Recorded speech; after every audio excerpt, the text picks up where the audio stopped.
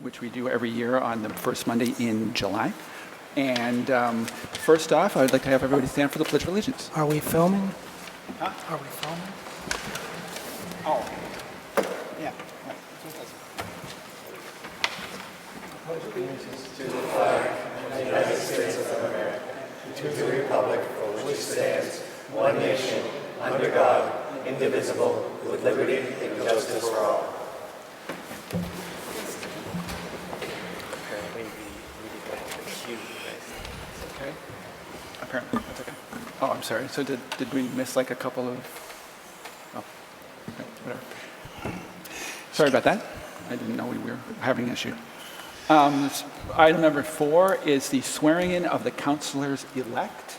So would Councilor Rivas, Councilor Montigny, and Councilor Marchetti please go to the town clerk. Thank you.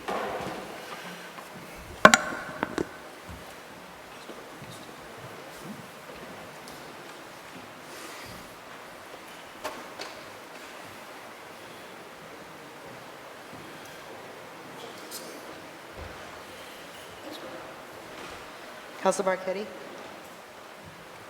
gotta raise your right hand, sir.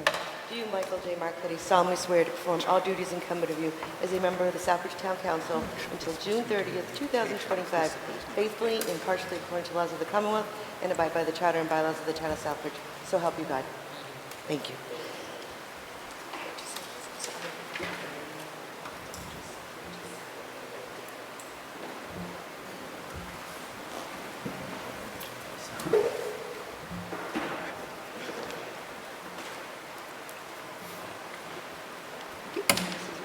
Congratulations, sir. Thank you. Councilor Montigny? If you raise your right hand, please.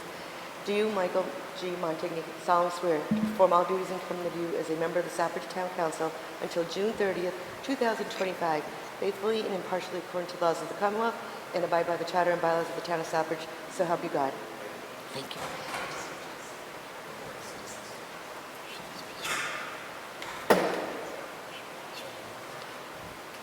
Yes, I need to give you the communal and conflict of interest, so if you would just sign it there, so it's cute.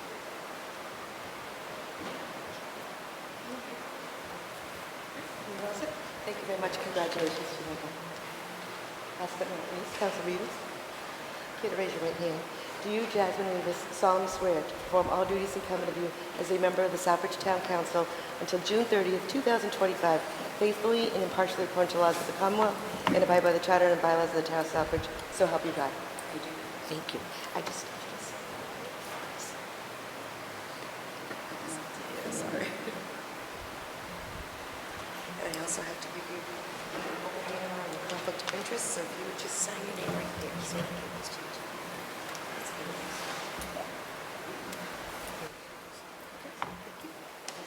Congratulations to you. Thank you. Thank you.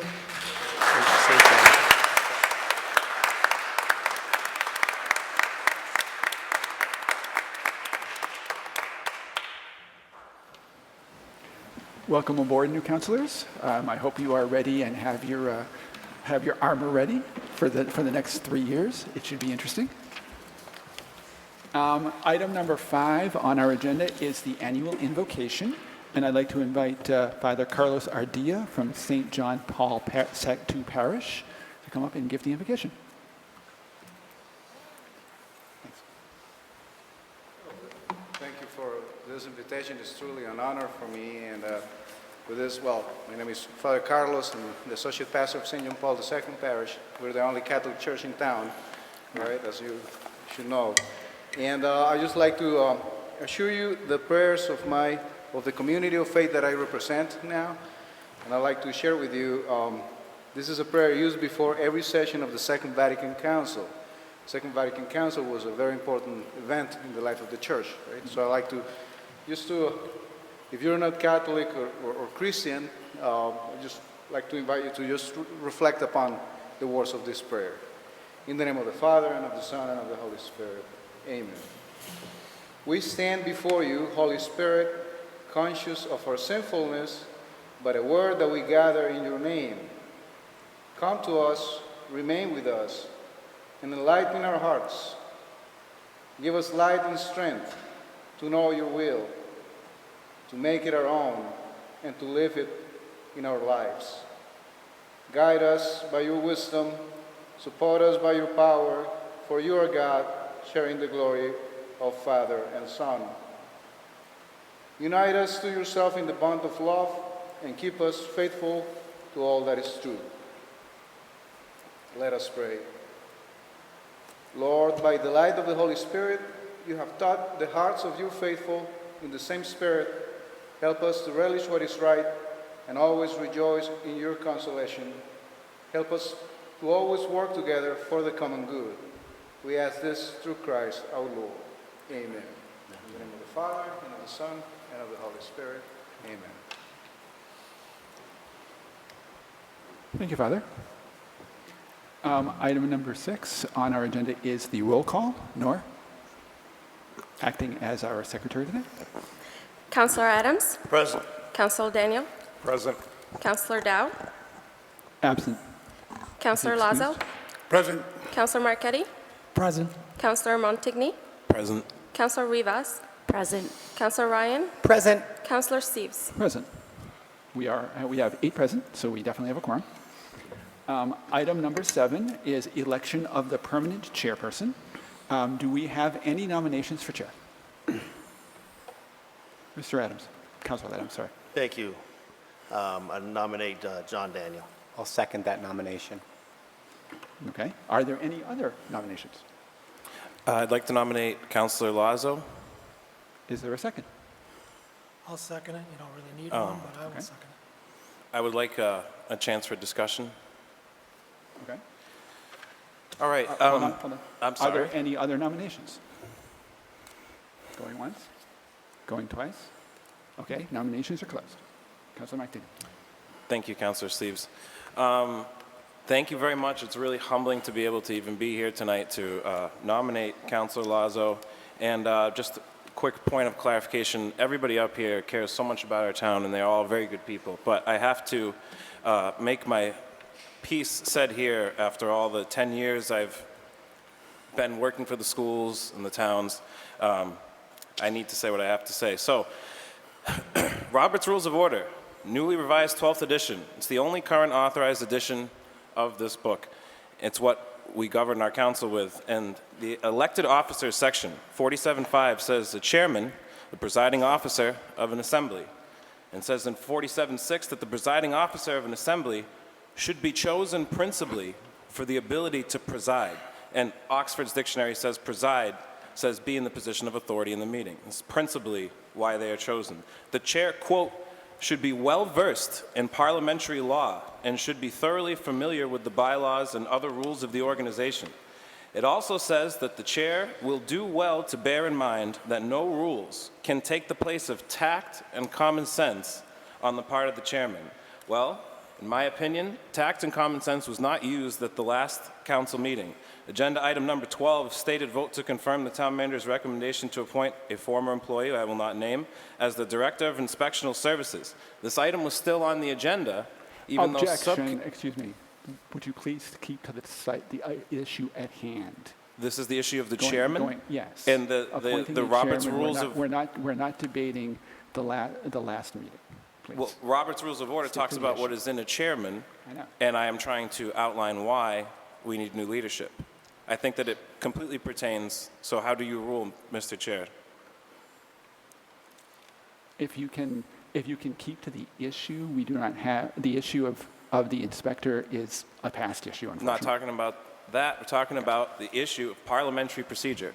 Go ahead. Okay, so it says that the subcommittee is where things get put on the agenda, okay? They get recommended from subcommittee and they get put on the agenda. The agenda is made by the chairman.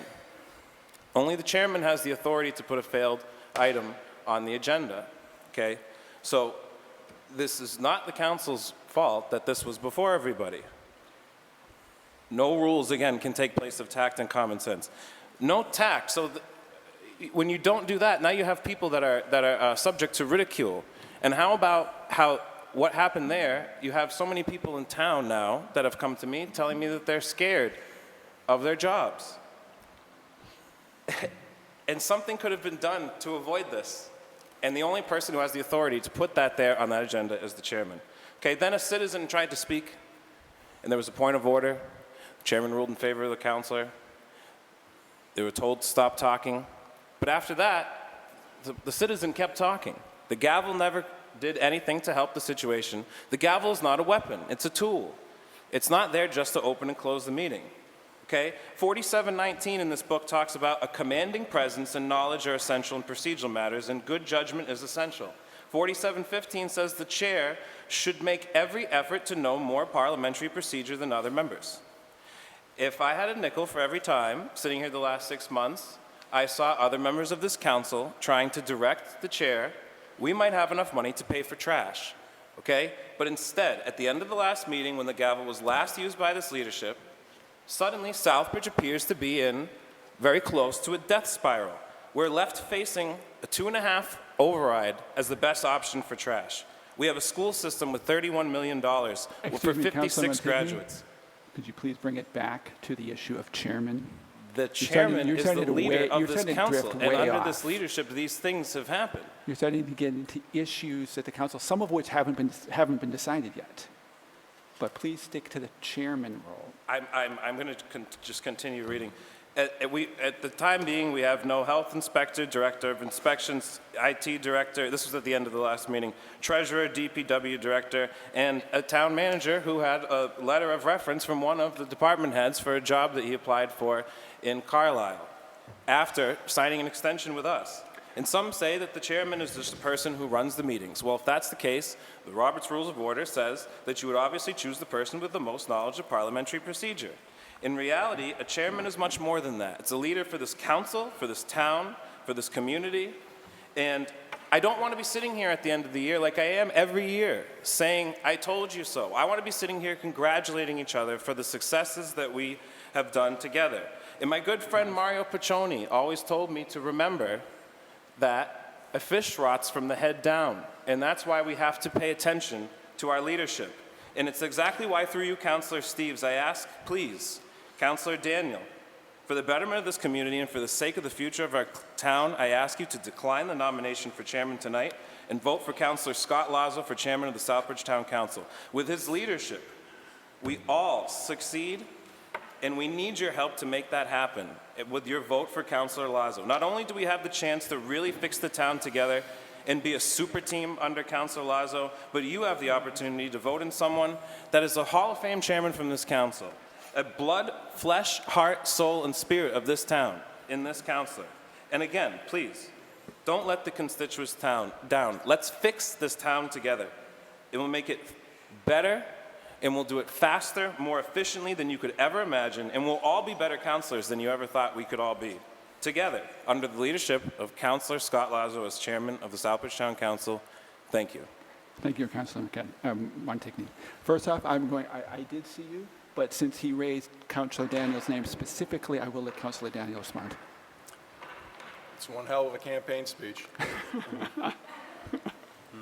I served 2 years as vice chair of the town council under Councilor Jovan, who mentored me for the position of chair. When I assumed the chair last year, I unapologetically continued a policy of how to conduct meetings that he established. I made a point of treating everyone, councilors and citizens alike, with dignity and respect. I conducted meetings by being impartial and allowing everyone an opportunity to speak and to express their views. My approach still is to be professional, competent, and prepared. It isn't necessary to intimidate anyone because we're all here for the same reason, the residents of Southbridge. Before, during, and after the pandemic, I attended most, if not all, of our meetings and fulfilled my obligations. This includes most subcommittee meetings. I understand that being the chairperson takes much time and energy. I will continue to work on projects that we as the council have started that benefit the town. I believe in this town and the good work of the town council. I gratefully and willingly accept the nomination to be chairperson of the council for the coming year. I didn't know this was going to be a debate. I'm not prepared for a debate. This is my statement. I stand by it. Thank you. Okay. All right, Councilor Ryan was next. Thank you, Mr. Chair, through you. Wow, what a political stunt that was. Christ, like, let's talk about, you want to talk about success.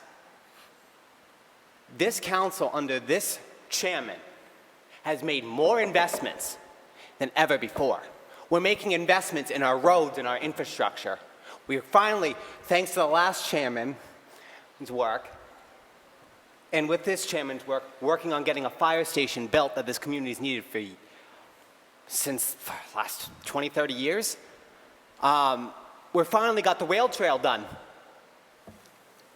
We finally got key significant projects done.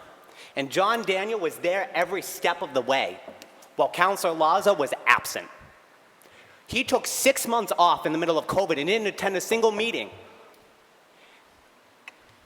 Because it was remote, he couldn't figure out a computer, everyone gave him every opportunity to figure it out. You need to be here, be present, and actually be fighting and doing the work, not just talking the talk. John Daniel walks the walk every goddamn day. Point of order, Mr. Objection. Chairman. Okay, I strike that word out of the record. Point of order. But Say your point of order. Rule on the point of order, Mr. Chairman. I would, yeah, she did just step it back, so. Thank you. That's what I was going to do anyway, so, thank you, Mr. Chair, if I may continue. go ahead. The facts are the facts. John Daniel has led a council on many different issues with a manager that has been great. We're finally starting to make the proper investments this community's been needing for a long time.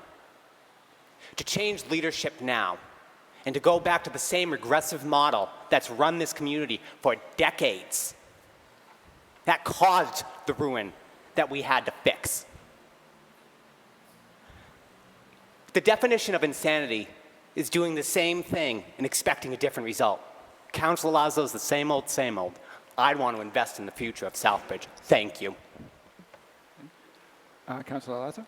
Mr. Chairman, with all due respect, I respect the passion of these both councilors. One wants to attack me, the other one wants to attack Mr. Daniels on his record, and some people want to take the politics out of politics. Well, welcome to the government. The one thing that we have promoted, John Daniels and I, and along with Jack Jovan, was you have the right to disagree and you don't have to hate anybody and become venomous. You want to talk about the issues, talk about the issues. Throwing your microphone around is just not, it's just not cool. I think we all have to respect each other up here. I respect the passion of Mr. Montigny and the previous speaker, Jackie Ryan. But the thing is, there are a lot of good things going on in the town of Southbridge. We did a lot of good things this year. But the thing is, and a lot of times people look, how do you become better? You look for your weaknesses and you strengthen them. It's not a hit on any person. I am John Daniels' good friend. We went to high school together. We worked together on a lot of issues. Yes, I had computer problems. It wasn't 6 months. But the thing is, I fixed it. I've been at all the meetings. I go to the meetings. COVID did throw a curve to everybody's life. But looking forward, when I look back and I say all the wonderful things we did, the most detrimental thing we did as a government is sit back for 5 years and spend $31 million for 56 kids to graduate from Southbridge High School, which is less than 50%. We're going to talk about this. We're going to cure that problem whether Daniels becomes the chairman or I become the chairman. I'm a more I'm definitely more boisterous. I am definitely the parliamentarian because they all look to me for the parliamentarian to rule. And I understand the passion of the previous speakers on parliamentary procedures. He's 100% right. But we have to understand we're a group of volunteers that are going to learn parliamentary procedure.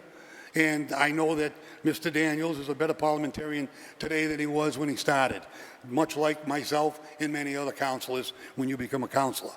But to turn around and pull a personal attack on a councilor is small. And there are people up here that do that. And I think that I've attacked issues. I don't mind a good, healthy floor fight. But my good friend, Mr. Adams, and Mr. Jovan, we used to joke about the passion. When a person is so passionate on the floor, when they put a good floor fight up, win, lose, or draw, the issue is done, it's left on the floor. That is pure leadership. That is where you want strength in the leadership. Yes, I am a very strong leader. I was captain of the football team, class president, and John Daniels was a trainer. We were best buddies. I think he's a fantastic person. If he gets the chairmanship, I am going to work under him as hard as I can. Because remember one thing, I'm in it because I love Southbridge. I bleed red, and that's what I've been for 64 years. So moving forward, there's not an us and them mentality. Take a little criticism like a champ, or don't be a leader. I've been at the top where they throw the grenades at you and the apples, and you deal with it. But you still have to move the agenda forward. We still have a town manager and subcommittees to work within. We have many issues ahead. Can I do that job? With my eyes closed. Already sat in that chair, been chairman of every committee, from school committee to building committees of the biggest infrastructure project, which was the middle high school. Sat on council numerous years in chairman. And by the way, when I was chairman, we were buying water companies, building schools, and moving the town forward. You can say anything you want about, I am a problem of the past. If you don't learn by the mistakes of the past, then you're going to make the same mistakes that the past has made. So moving forward, I'm giving some words of wisdom here to some of the rookies, because they're going to have to learn it like I did when I was a rookie.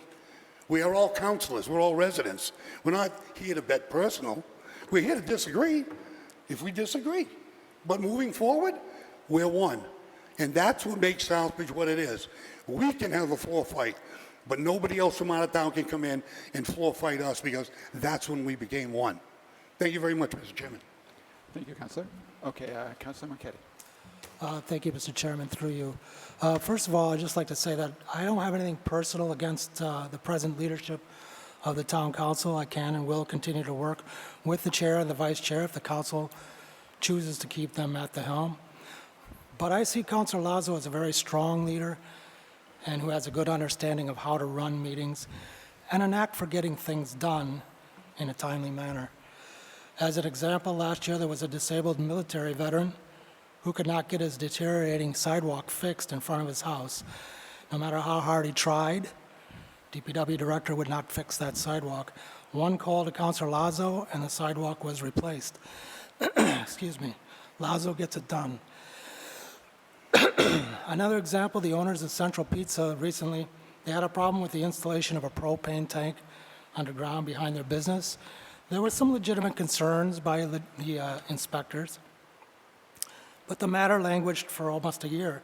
One call to Councilor Lazo, a meeting was held on site with the owner, contractor, and town officials, and the issue was resolved, and that propane tank is now in the ground because Lazo gets it done. Now, I've been trying to get the carpets here replaced at the town hall for over a year, and we voted on it at subcommittee, and the town council voted on it unanimously in February, instructing the town manager to replace the carpets. But here it is, July, and the carpets are still not replaced.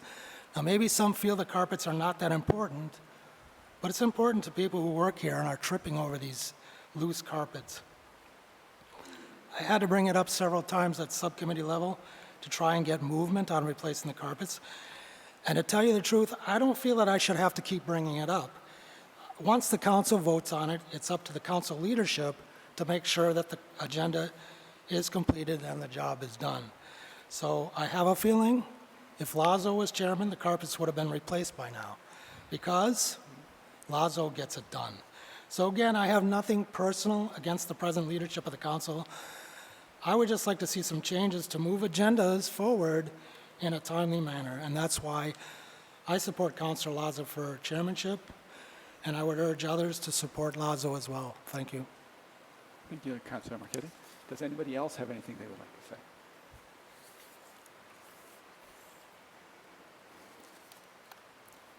Going once? Going twice? Okay. Nor, would you please take a roll call, do a roll call? And how we're going to do this is simply, when you call the councilor, you just simply state the person that you're supporting. Okay? I'm sorry, I didn't hear that. I said when you call the roll, the individual councilor will state the other councilor that they are supporting for chairman. Okay. Okay? Okay. Councilor Daniels? Daniel. Councilor Lazo. Lazo. Councilor Marquetti. Lazo. Councilor Montigny. Lazo. Councilor Rivas. Daniel. Councilor Ryan. Daniel. Councilor Steves. Daniel. Councilor Adams. Daniel.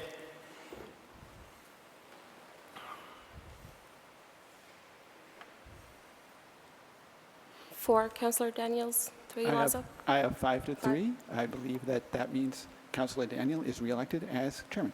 Thank you. You want to trade places, or-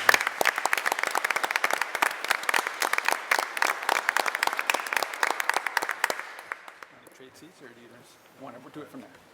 No, you ran it last year at this point. You ran it last year at this point. No, you do The it. chairman takes over the chair the minute he's elected. Precedent has been not that way. It has gone. Just telling you what parliamentary procedure says.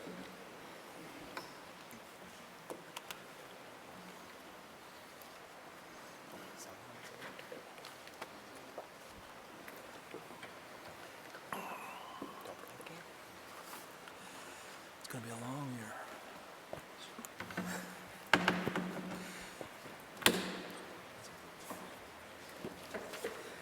I shouldn't have to keep bringing it up, that's all I'm saying.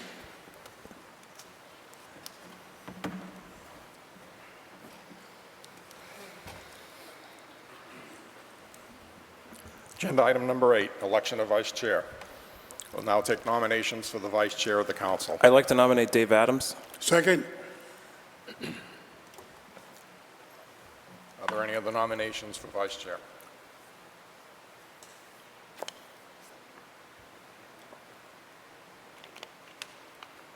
Hearing none, nominations are closed. I don't think you need a vote. You don't need a vote. Call the roll, please. You don't need a vote. Nobody's running. Councilor Lazo. Daniels, excuse me. Sorry about that. Had Daniels on the mind. That was, Adams, that was secret. I voted for you twice, Daniels. Councilor Marquetti. Adams? Councilor Montigny.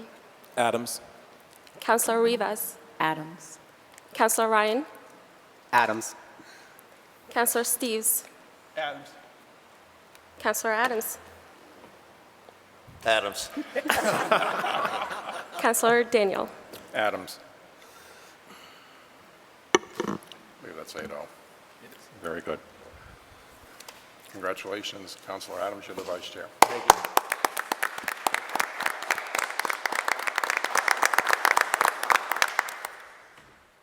Item number 9, adoption of permanent seating arrangement. With the help of the town clerk, Maddie Bonadias, will assign permanent seats for the council for the coming year.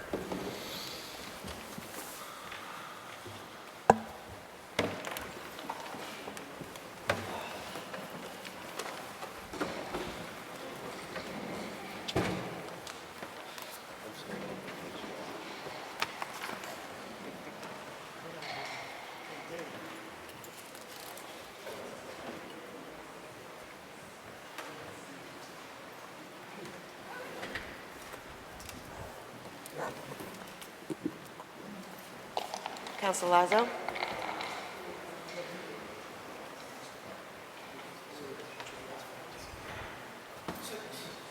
Councilor Lazo picks seat number 6.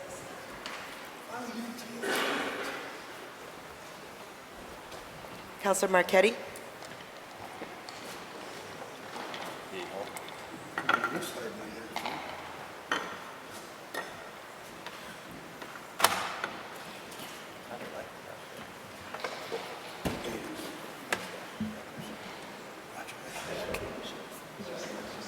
Councilor Marquetti picked seat number 4. He doesn't like to change. Councilor Montigny.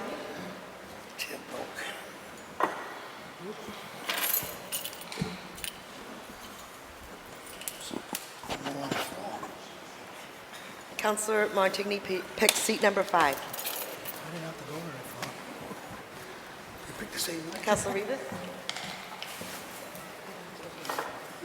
No way. Councilor Rivas picked seat number 11. This is the wrong way. Three amigos.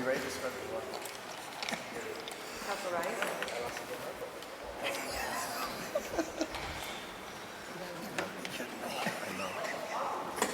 Councilor Ryan picked seat number 12.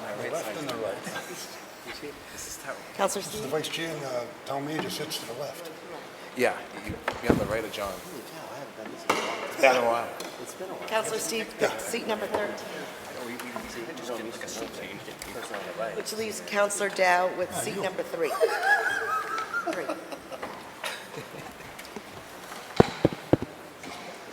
This is definitely the right and that's the left. Come on, Gus, left. Will it be or will it never be? This is part of parliamentary procedure while the president. Oh, it won't, okay. Sit down, sit down. Okay, all right. So it's, so what number is it? You can come over, it's okay. I don't know where did I go? Councilor Dow will get seat number 14. Because Councilor Dow will get seat number 14 because seat number 3 is not activated. Thank you. Got 14. Wait, that was. You technically, there was always one seat open, and it was the one next to the manager. That's how it used to be long ago. You know what, we moved some of these, yeah, we moved these down. There's extra, yeah. I'm quite accustomed to this. The open seat was so the manager didn't get crowded. But it's up to you. You could put the open seat here. Or there. The Yeah. open seat is for the town attorney. Exactly. Yep.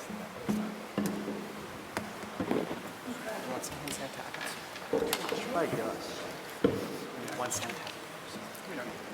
Oh, is this yours?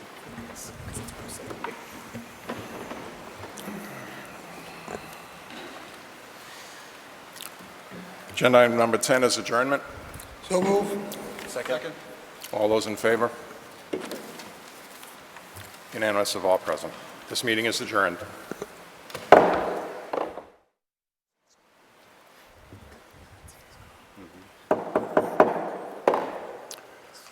I call to order the Town Council meeting of Monday, July 11, 2022, it being 7:36 p.m., immediately following the 7 p.m. reorganization meeting. We're here in McKinnon Council Chambers. First order of business is the Pledge of Allegiance. I pledge allegiance to the flag of the United States of America and to the republic for which it stands, one nation, under God, indivisible, with liberty and justice for all.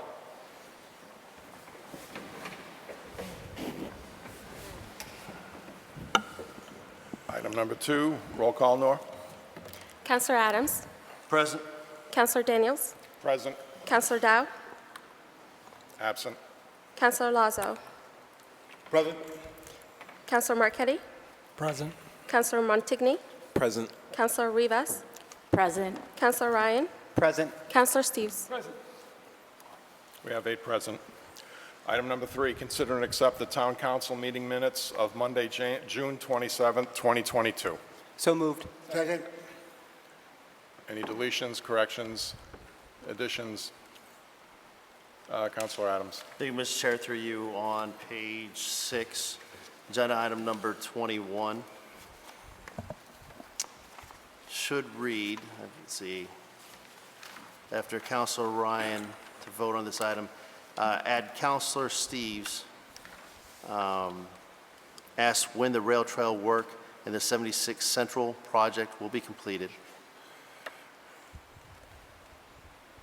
And then where it says project, which I believe is the 1, 2, 3, 4, 5, 6, 7, 8th line down, where it says project at the very end of that line, should be construction.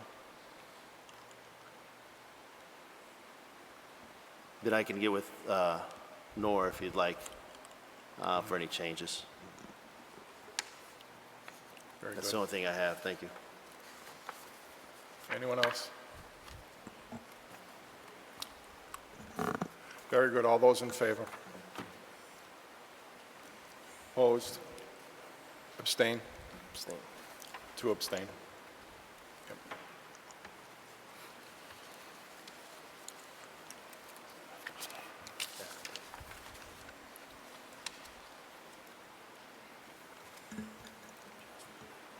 Subcommittee reports. Item number 4, general government. Councilor Ryan. Thank you, Mr. Chair. Through you, no meeting, no report. Thank you. Department of Public Works, Councilor Marquetti. Thank you, Mr. Chairman. The DPW subcommittee met on July 5th, 6 p.m. in the Veterans Room. We voted to extend the contract for HVAC system and control maintenance with Reno HVAC for FY23 in the amount of $28,973.18. That's agenda item number 14 tonight. We voted to award the bid for road improvements on Ellis Road, Mechanic Street, and North Street to low bidder Piapi Construction in the amount of $951,499.50. That's agenda item number 15 tonight. We voted to approve the amendment to Ty and Bond's contract for sludge conveyor upgrades at the wastewater treatment plant in the amount of $9,500. That's agenda item number 16 tonight. We voted to transfer $31,842 to cover the cost of emergency services related to the South Street water main activation and High Street water main break, and that's agenda item number 17 tonight. And we voted to transfer $1,250 to cover 3 invoices from Reno HVAC for work at the DPW, and that's agenda item number 18 tonight. We also discussed the Main Street walkthrough and traffic light study. We discussed the status of the replacement of the town hall carpets, the status of the dog kennel building project. We discussed the condition of the sidewalks on Marcy Street in front of the Wells Building, and we also discussed trench work by National Grid throughout town. Meeting adjourned at 7:45 p.m. A video recording of the meeting is available on Southbridge Cable Access TV YouTube channel and Cable TV channel 192. Thank you. That concludes my report. Thank you, Councilor Marquetti. Education and Human Services would have been Councilor Jovan. I don't believe there was a meeting prior to this evening. Planning and Development, Councilor Adams. Thank you, Mr. Chair. We had no meeting, and our next meeting is scheduled for the 18th of July at 6 p.m. in the Veterans Room. Thank you. Very good. Protection of Persons and Property, Councilor Lazo. We have no report at this time, no meeting scheduled. Thank you, Mr. Chair. Very good. Item number 5, Chairman's announcements. All I have tonight is to ask the various councilors to email me or to get me in writing their preferences for subcommittee assignments this year. I'd like to fit everyone into their interests if it's at all possible. Item number 6, Town Manager's announcements. Mr. Manager. Good evening, Mr. Chairman, members of the council, citizens of Southbridge, and audience members. Just a couple of quick things. Some of you were present today. We were fortunate to have a ribbon-cutting ceremony at the Wells School the residents at Wells School at the former Mary Wells School building. In attendance today was Congressman Neal, Lieutenant Governor Polito, as well as Senator Ryan Fatman, Representative Durant, various members of the business community, and many of the sponsors. Quite a few of the council members were there. Councilor Adams gave a nice speech. The chairman was there. Councilor Marquetti, Councilor Steves, and our new councilors, Councilor Montigny and Councilor Rivas.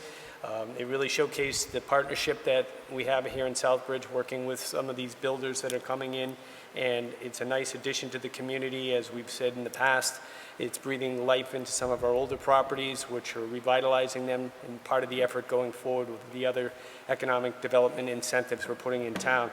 So we will continue to work with Wind Development and Arch Communities as they work on the K Street project, and I'm sure that will be an equally as excellent project for the citizens of Southbridge going forward. Also this evening, I wanted to give you a little more detailed update on our inspections.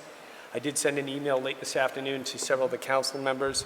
As you know, since the departure of Mr. Pelletier on June 30th, which was his last day, I've been working with several of the area leaders, town administrators, and managers, talking to them about trying to get some assistance here, as well as the state building commissioner and the chief of inspections, all the way up to the commissioner of the Department of Public Safety.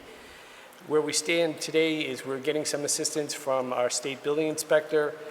We have some past agreements with some of the other communities for vacation coverage, but we're looking to get someone on a regular basis to help our local inspector as he goes through the certification process, and that's on the building side. On the inspection side, we've been able to get coverage on most all aspects at the moment. We're still learning all the duties and responsibilities that Mr. Pelletier was covering. The Board of Health on last Thursday made Ms. Bonadias our clerk, our burial agent, so that she can sign off on burial permits. That's not unusual. That happens in a lot of communities where the town clerk handles those types of roles and responsibilities. So our real area of weakness at the moment is Title V, sewer inspections, but we have the ability to get some time, so I'm continuing to work with the state as well as some of the area communities for coverage. And what I outlined in my email this afternoon, I was gracious enough to get the support of the town of Webster.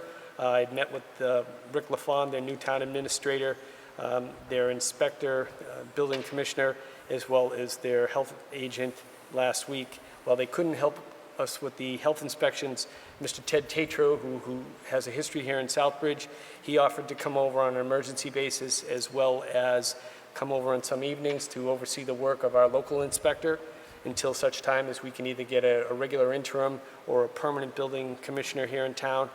And given some of the ongoing projects and the business going through, the state building inspector thinks it's imperative that we do have an appointment. And in order to facilitate this with Webster, they're seeking that the council here appoint Mr. Tatro as an interim building commissioner. And so I'm asking to suspend the rules this evening and add an agenda item for the sole purpose of appointing Mr. Ted Tatro as an interim building commissioner so that he can work on Thursday evenings and as needed for emergency basis to back up not only Mr. Julian, but the state building inspector, Adele Reynolds, who has been working with us until such time we get additional assistance from the state or that we hire somebody permanently for that position. And that's all I have, Mr. Chair. Thank you very much. Okay, agenda item number 7, presentation by Aero Aggregates and Mr. Archie Filshill. Thank you to the council for letting me come up and speak to the group and to the citizens. My name is Archie Filshill. I'm the CEO of Aero Aggregates. We're a manufacturing company that's based out of Pennsylvania.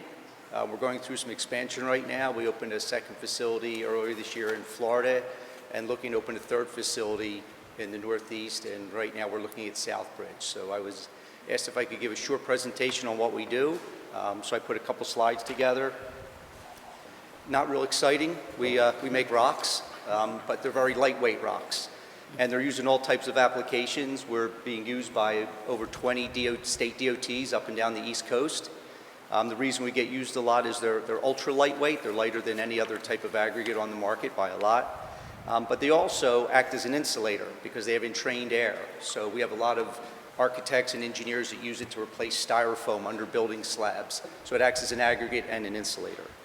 A lot of other benefits. I won't go through the whole technical presentation, but this is the big thing. It's 85% lighter than traditional aggregates. So that kind of opens it up to a lot of neat applications. In Massachusetts, we're already doing a lot of work. We're doing our third project at Logan Airport. We're doing some work for Mass DOT as well as Maine Turnpike, Maine DOT, New Hampshire, VTrans. So it just seems normal to have a facility in the Northeast to support that business growth. The idea of these lightweight aggregates, it started in Europe over 30 years ago, and it's a pretty expansive application of this material throughout Europe. Aero was just the first company to bring it to the U.S. The other thing that we do, we make it all from recycled glass. So even in communities, glass is a tough material for most communities, but even the communities that do recycle it have difficulty finding homes for it. In our facility in Philadelphia, or just outside of Philadelphia, and in Florida, we're using all the glass that if we didn't use it, 100% of it would go to landfill. So this is all landfill diverted glass. We work with local recycling centers to source that glass. Just to give you a quick overview, these are the types of projects we work on. Raising roadways, you see a lot on the news about flood levels now and storm surge flooding. So a lot of coastal areas have to raise their grade. When you do that, it requires a lot of foundation work. We work with engineers and show them how to do that by using lightweight instead of doing big piled foundations. Stormwater applications, the picture in the middle up top is Long Island, where a developer at Avalon Bay out of Boston had to raise a site 6 feet to get out of flood levels, so they used our material to do that. Under slabs, and we have some applications to make lightweight concrete blocks and lightweight concrete, but the bonus there is they're also lightweight. They have insulating properties, sound absorbing properties, and better fire rating than traditional blocks. So a whole host of other applications for green roofs, filtration media for municipal water treatment plants, soil amendments. These are a cross-section of the type of typical applications we see. Everything from raising roads, backfilling against retaining walls or foundation walls that can't handle the weight or that weren't designed to handle that weight originally, backfilling over existing utilities, again, that can't handle the weight, or you want to protect them from frost depth level. And then the other applications like backfilling over green roofs and plaza decks. Again, lightweight and able to absorb stormwater also at the same time. And this is the cross-section that we use.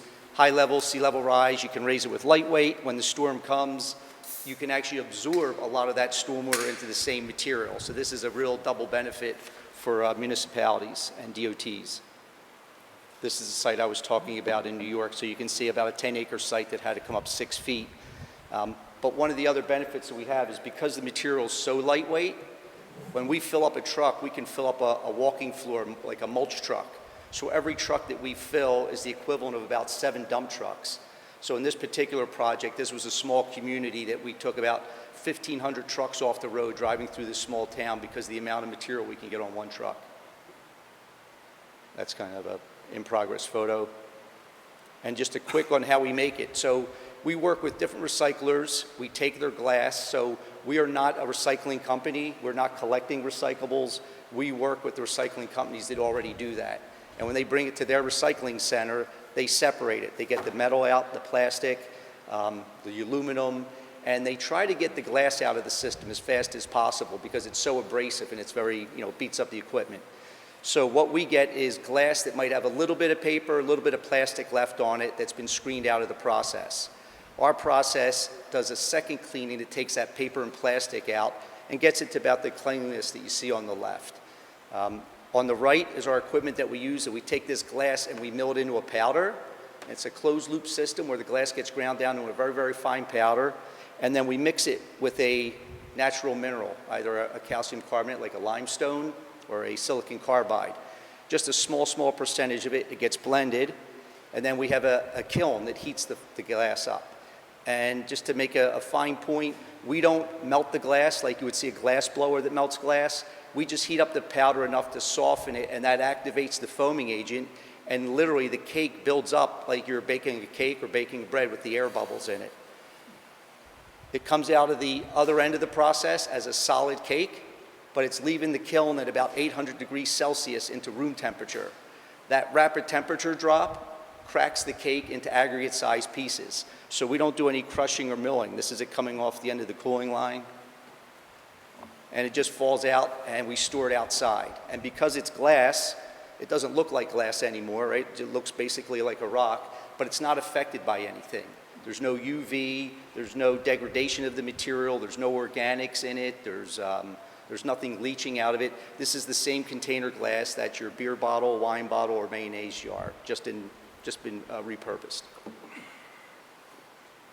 Each facility recycles about 30,000 tons, but to make it more convenient, we try to relate that in 12-ounce bottles. So about 140 million beer bottles, I keep forgetting not to say beer bottles. Bottles, you don't have to drink beer. About 140 million bottles a year at each facility. So last year as a company, we hit about a 500 million bottles diverted from landfill, and with our new footprint, we expect to be doing that each year. So our current location is Eddystone, Pennsylvania. We have one in Dunellen. We are already signed up in California in Modesto, and we're looking to sign up in New England. And like I said, right now we're looking at Southbridge. We've identified a building next to the landfill, which is the blue building, which has been vacant or not been used. That's the site we're looking at. So that's all I had, if there was any questions.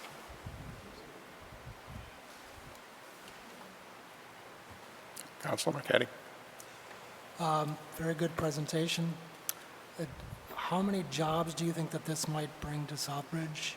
Sure. So with each of our facilities, we start with 15 to 20 jobs, and as we expand, we get up to 30 or more, depending on how much expansion we do. But we start off with 15 to 20 minimum. Okay. And this glass is not not affected by the sun, the rain? That's the beauty of glass, and it's why we're having a lot of success with the DOTs. They'll build a roadway with it, and prior to foam glass, they would use styrofoam. So styrofoam's flammable. If you spill gas or diesel on it, it melts. And the beauty with glass is that's why you put everything nasty in glass. You know, acids, oils, chemicals, because it doesn't affect glass. So when it's used, yeah, there's no issues with the glass whatsoever. It's one of the key benefits of glass. All right, thank you. The other thing that maybe well, to your question too, so with our facility in Eddystone as well as Dunellen, in both cases we've done the same thing, and in Modesto we're taking over abandoned buildings, and we're basically in each of these locations hiring back workforce that were let go from each of those facilities. Very good, thank you. Councilor Steves? Thank you, Mr. Chairman. A quick follow-up question first off. You mentioned that this stuff is kind of has air bubbles and stuff in it. How does that help in terms of making sure that it is actually impervious? Because you mentioned that the other stuff, the chemicals and stuff won't go through it. How? Right. So we make two types, but the majority of what we make, as in 95, 98%, is what we call closed cell foam glass.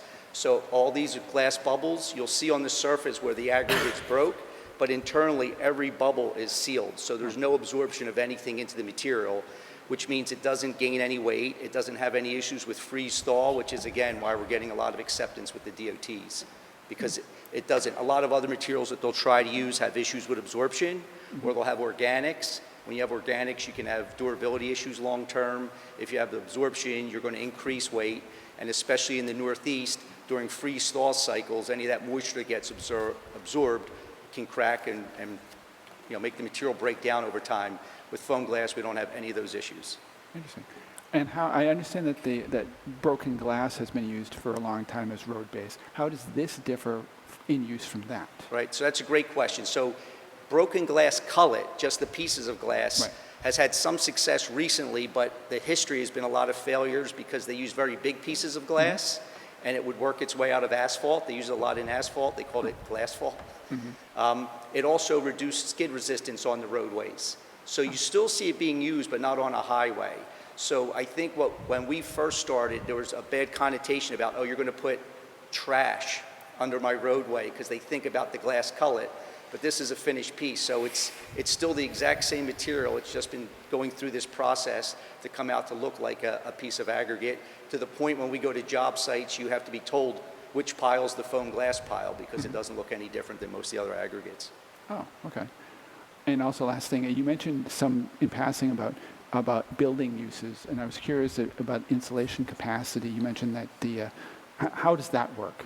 Yes. How does it compare to to give us something to think about? How does that compare to what buildings would normally use? So if you look at any of your new construction during a ribbon cutting today, right there, they're going to come out and they're going to pour stone. Then they're usually going to put a 2-inch foam board as an insulator and then pour the concrete on it. So if they put 12 inches of foam glass instead of 12 inches of stone, the 12 inches of foam glass will have the same insulating property as that foam board. So we get the styrofoam out of the equation. You still have the capillary break, you still have the aggregate you need, but you don't have any of the issues with foam. There's no burrowing animals that go through foam glass. Termites can't burrow into it because it's glass, so there's no animals that go into it.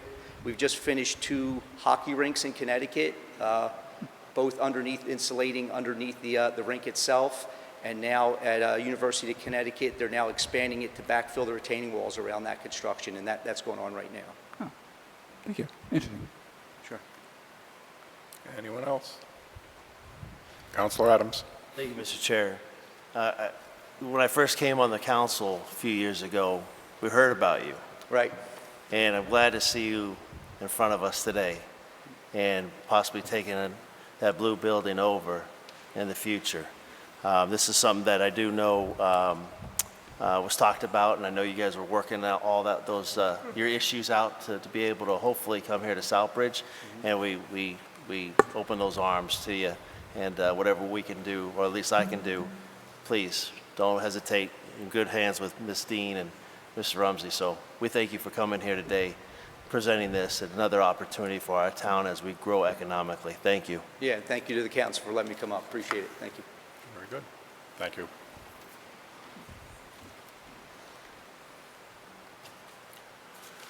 Agenda item number 8, Citizens Forum. Are there any citizens that would like to approach the podium to address the council about an issue not on tonight's agenda?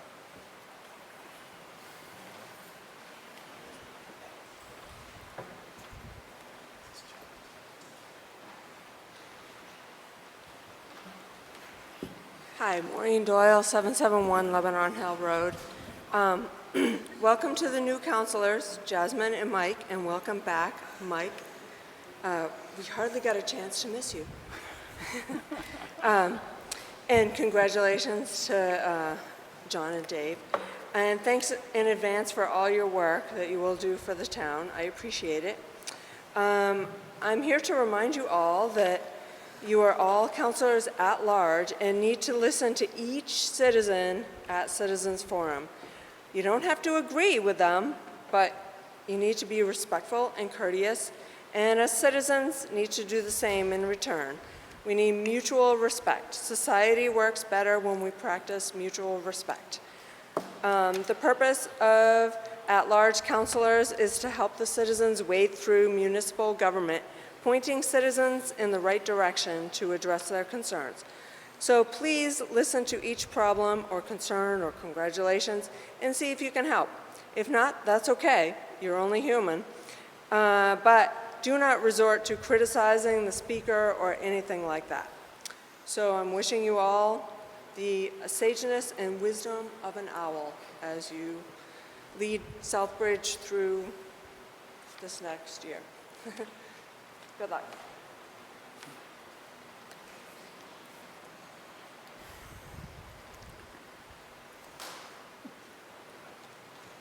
Hi, my name is Zachary Sherman. Me and my fiance Ashley own the property at 339 Dresser Hill Road. I'm sorry, is this better? There you go. Okay. We're here today just to see if there's been any progress made with the issue that's been going on in our backyard.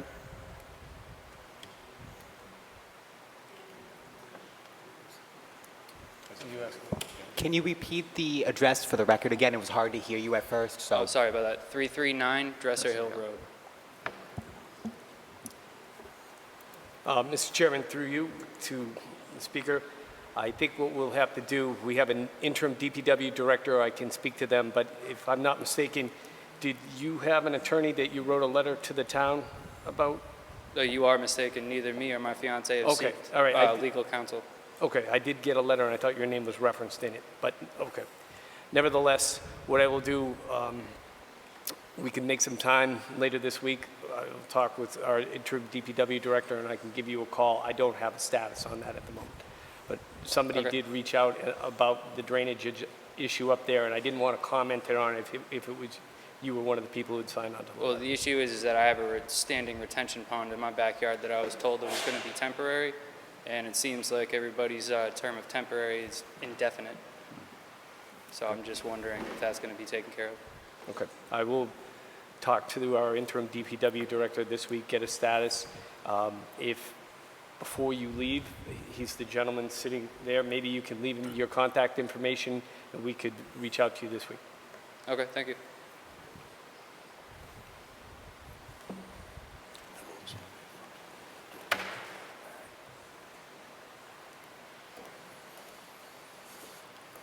Is there anyone else that would like to approach?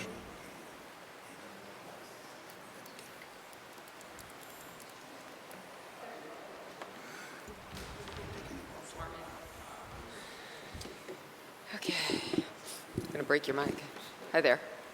Denise Clemens, 128 Country Club Place. For just a minute, I was thinking of Ellis Road. I don't know why it popped through my head. I thought I lived somewhere else. Can you hear me? There we go. Better? Better? Okay, great. Same goes with you guys, speaking to your mics. Welcome new counselors and existing counselors. I'll start with some easy stuff first. Christmas in July. I would like to bring it to the attention of the community and to anybody up here who cares. As you know, many people know that I'm kind of the face, along with my daughter Jill, of Southbridge Holiday Visions. And you might be going, why are we talking Christmas in July? Well, because it won't be long before November shows up, and it really requires this community to pull together if we expect to have what we've had over the last few years. We have shrunk immensely in our group, and we need people, not just for those weekends where we put the items out, which we are so blessed to have those who do show up and volunteer for, a Saturday, Sunday, or sometimes 2 weekends. Fantastic. We love you. We want you there in November to do that. But the problem we have is the upkeep in the day-to-day, not day-to-day, let's say week or monthly, getting together and refurbing the items that we have. So if this community expects us volunteers to be able to continue this, we need you to join us. So you don't have to commit to something that's every week or every month, even, whatever. If you could just get in touch, come see us, perhaps this Friday. We are actually going to hold an open house at our 76 Mill Street location. We are located on the second floor of the building on 76 Mill Street. That is where the new Green Meadows is and such. Where the street makes a sharp L, that 76 area, there's a green double doors, there's a sign in the window, you go upstairs, and that's where the warehouse, that's where all the magic happens for Christmas, at least for the Christmas decorations. The rest, that's up to the rest of you. Anyway, we will be there from 4 to 8 that day. It's not necessarily a working event for you, it might be for us, but anybody who just wants to stop in and see what Holiday Visions is all about is more than welcome to come. If you think you might be interested in doing something, I'm sure we're going to be moving a few things and getting organized a little bit that day. It'll probably be warm, dress accordingly. We will have refreshments. If you want more information, you can get contact information from our Facebook. We're Southbridge Holiday Visions Facebook page. We have an email, southbridgeholidayvisions@yahoo.com, if you want to send an email. Most people know how to get in touch with me one way or the other. And certainly, anybody interested, we would like to have you come and see what we're all about. Maybe get your group, your organization, youth needs some time, some volunteer hours. Come and see us. It's a great endeavor. It really warms your heart once you get it all done. So we hope that you will participate in one way or the other. Now, moving on, I would also say that Southbridge Community Television, which I'm a part of on the advisory board, we could really use more members there. If you've got any penchant at all for whether you're interested in being part of the licensing process, which we could use some more input, always like a good opinion on those things, or if you want to be part of the actual hands-on activities, holding a camera, learning how to help at one of these meetings, anything, reach out to the Southbridge Community Television office here at the Town Hall and find out how you might want to get more involved with that. We were fortunate enough, myself and Charles, our new cameraman, editor, pro, were at the Wells opening today. We had some great interviews with our Lieutenant Governor and our Congressman Neal and some of you guys. It was a really wonderful opportunity. We're looking forward to getting that out to the community. So pay attention to our YouTube, Southbridge Community YouTube page, and to the town's live website for the cable access, and you will see a lot of what we do and what we just did. So if you want to, if you couldn't make those festivities at the Wells today, it will be on shortly. So pay attention to what's going on. Like us, you'll get some updated followings on a regular basis. But that's Southbridge Community Television. Okay, now to the not so fun. I come to you as a citizen, and I'm going to make some comments. Maybe you won't be happy, but as a citizen, I have to say it. On the Monday, the 27th, which is 2 weeks ago from today, the last town council meeting. I also want to preface this with saying we got new counselor, 2 new counselors. And council needs to follow policy and procedures. We heard tonight that council needs to know policy, parliamentary procedure. That's a very important one, of course. But there are many other things that council needs to adhere to. And so I say some of these things with hopes that maybe this won't be repeated or there'll be a different procedure if this case were to come to pass again. 2 weeks ago on the 27th, the last town council meeting, a vote was taken not to confirm whether or not to confirm the town manager's appointment of our health director, and it was turned down. They did not reconfirm that health director position. This was done with no plan in place for continuity, no backup inspectors licensed to do the type of inspections that our department head could. I was at a DPW meeting the week before when the vote to not recommend came out of that room, and that was just a few days because the agenda then for Monday was already coming out on Thursday. I think it was Wednesday night perhaps of the week before. So you can do the math on the numbers. That would have been the only heads up, the only indication that potentially this person may not be staying in that position to do the job. So you move forward. Now comes the vote on that night, and the ramifications were felt almost instantly. That position was vacated by July 1st because that appointment was only good until June 30th, I believe, the very end of June. So as of July 1st, we were no longer with a health director. What could that mean to this community? Well, let's see. The health director had many hats. It wasn't just about inspections that might have grumbled a few people. He had some very unfavorable nicknames, not a lot, but with a few people. But yet this person was also the person who had all the landfill knowledge over the course of the last, 10 years or so that he was here. Oversight, execution, the closing, all kinds of things. This person had that knowledge to hand off in the proper manner to somebody else. Had a business-like proper procedure been taken care of. You don't want to rehire somebody, that's fine. It's not about the person, it's about the procedure. That's why I'm here, to hopefully this won't happen again. Ms. Clements, just a moment, Could I get please. 2 more minutes, please? So moved. Second. Second. All those in favor? Hopefully it's not more than 3. There you go. Okay, anyway, moving on. This person was also in charge of the curbside plan development and the implementation of that. Coming up, as we know, we're losing curbside. This person was also the burial agent. And while some may say, well, that's not a big deal, there must be somebody else who can be a burial agent, do you know that the burial agent signs off on death certificates? Well, prior to Mr. Pelletier being our burial agent, Mr. Tortoise, for many, many years, was our burial agent. That was the previous building inspector, or Department of Inspections head. And prior to that, it was the Board of Health. It had to do with the computer systems and a few other things that changed. And so they left it in the hands of Mr. Tortoise, then Mr. Pelletier. But when Mr. Pelletier was gone, when that position vacated, who signed the death certificates? Well, you can only imagine what might happen and what actually did happen, where a burial couldn't be completed officially because the person's death certificate wasn't signed. Luckily, there's been a replacement. Our town clerk has been appointed as a temporary burial agent, or I guess that's what they call her, to be able to sign off. But that's temporary, and that was done by the Board of Health recently. So that's an emergency order. But again, there was no emergency coverage that was in place at the time. There was nothing in place. So I hear that we are very close to having our emergency coverage for various inspections, because it's not just building inspections. There's food, there's housing, there's all kinds of inspections that department needed proper licensed person to do, and that's what we had. Again, you want to remove somebody, do it, but do it with the ability to have something in place for the community. So I am asking for future, I'm asking the new counselors to take into account the community, not just their own needs, when they make a decision, such as the vote that happened on the 27th. It was not about the person, in my opinion, it was about the procedure, which was all wrong for this community, and the ramifications, as I said, have multiplied. And I'll leave you with this. There are at least 10 positions opened in surrounding communities for that position. 10 openings. Who's going to come here to Southbridge? Well, our person might be able to get a job pretty easily. Who's coming here to Southbridge if our procedure doesn't change? If our actions don't change? Who's going to want to work here? So, thank you for listening. I appreciate it. And come on down Friday night, Southbridge Holiday Visions, Christmas in July. Ms. Clements? Mrs. Clements? Mrs. Clements?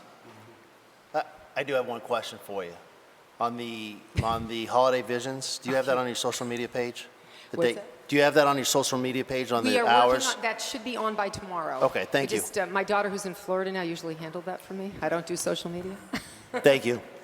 I have a quick question for you, too. Chairman? Councilor. Just when you were talking about the cable access. Louder, please. Last time I went on the town's YouTube page, it looked like that several of the more recent events have not made it to the YouTube page, but they are on the town's cable access page directly on the town website.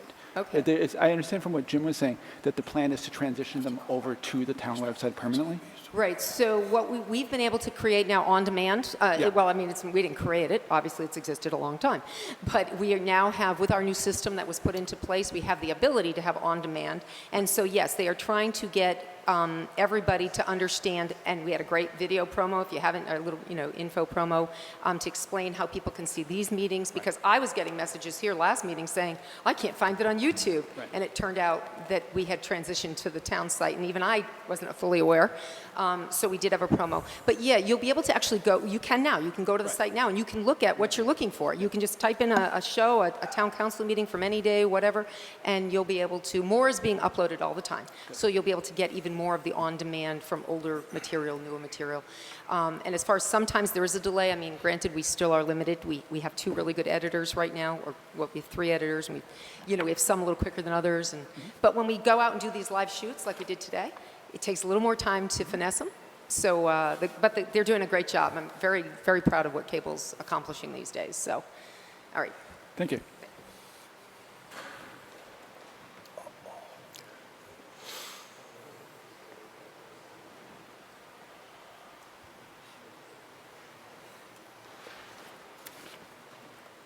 George Shenya, 23 Teresa Ave. Mr. Chairman, I want to congratulate you on your chairmanship tonight, and hopefully you can lead us another year in good standings. Over the course of my 60 years of coming to meetings, 55 years of coming to meetings, I was 18 years old and I started off going to a town meeting up at the high school. And then from there, we've graduated to the Council form of Government. We were at 13 one time, and now we're 9. The battle that always takes place at this meeting is sometimes good and sometimes bad. But in the end, you all come together and work. What I found disheartening tonight was we had an invited guest of the clergy here tonight. And on a few occasions during these council meetings, councils have used language that is unacceptable to some people out in the community and out here in our invited guest. To use God's name in vain is very hurtful to a clergyman. And what I ask for tonight is that you, Mr. Chairman, be able to bring that under control, because this has happened a few times and you ruled the person out of order. But I ask tonight and request that you send a letter to this priest apologizing for the action of council, and hopefully it won't offend him what was said. I understand that things are said in heated moments, and it's heated here right now with the heat. But it's unacceptable, especially to a clergyman that we invited here, and I just ask that we kind of try to control that. There's nobody uses words worse than me sometimes, but I try to be respectful of the people around me, and maybe we need to come back with my grandmother and bring the bottle of Lux soap and use that. But I asked I request that you send a letter to this priest apologizing for tonight's outburst, I guess, if you want to call it. Thank you.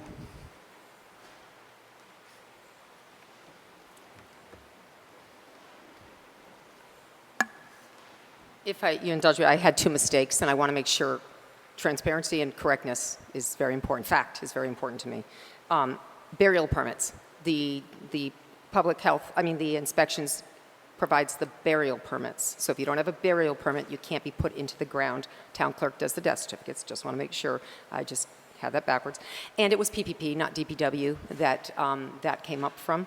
So I do apologize to DPW for that, but it was PPP. So that was the meeting in which the non-recommendation, which brought up, I did forget, to the new councilors, subcommittee is never to squash anything. Subcommittee has no legal ability to not let something come to an agenda for the council of 9 to decide on. Subcommittee is a recommendation, not recommendation, referral, whatever. But subcommittee never can squash something from coming up and being decided by 9 elected officials. I just want to make that clear too. Thank you for your time. Are there any other citizens that would like to approach the podium to discuss something not on the agenda this evening?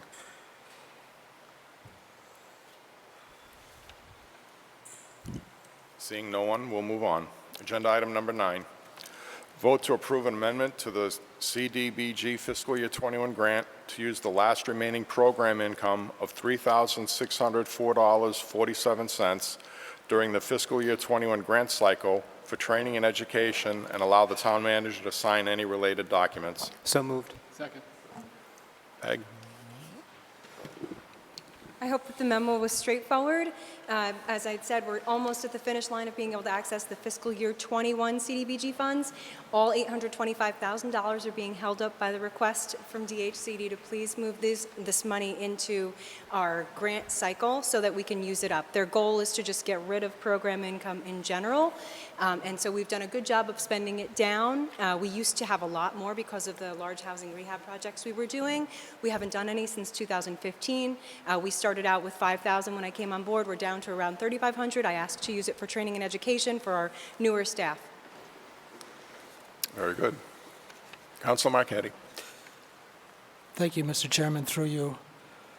Can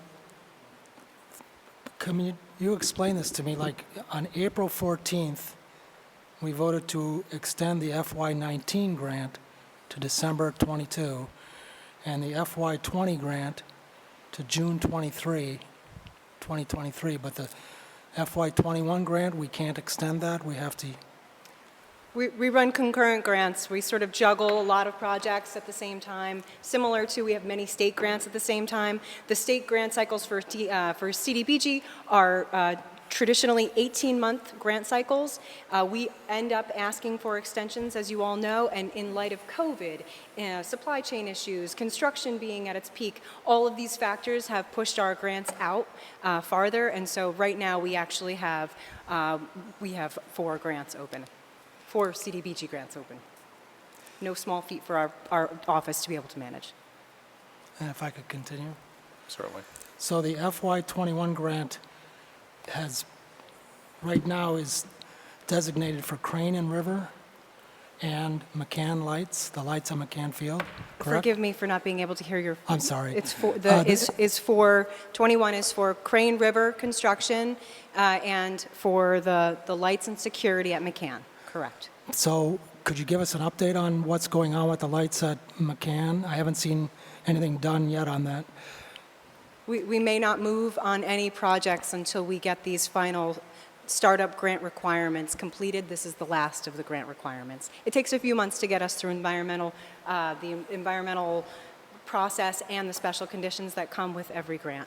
It's their opportunity before they give you the money, right, to dangle the carrot and get everything they need from us, and it's a smart maneuver. We obviously are doing everything we can to get those funds.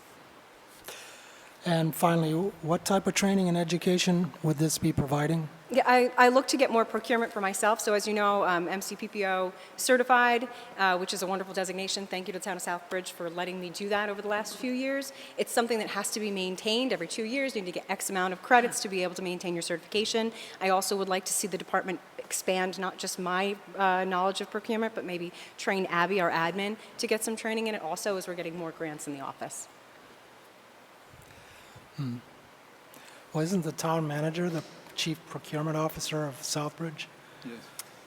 I am the Chief Procurement Officer, through you, Mr. Chairman, to Councilor Marquetti, but both Ms. Dean and I are the only 2 MCPPO staff, and under the statute, and I believe under our bylaws, I'm allowed to designate people within, so certain department heads are designated to do procurement, some below 10,000, some to 10,000, up to 49,999, and then Ms. Dean and I are the only ones really, and I think Mr. Desjardins can do some of the larger ones as well, but we limit it that way, and it's based on your procurement training, and I filed the appropriate paperwork with the Inspector General so that we can do that. All right, thank you. That answers that. I'm all set, thank you. Thank you, Councilor. Anyone else? Through you, just a quick question. Sure. Councilor Rivas. So with the added training for Abby, per se, how would that build capacity for your department?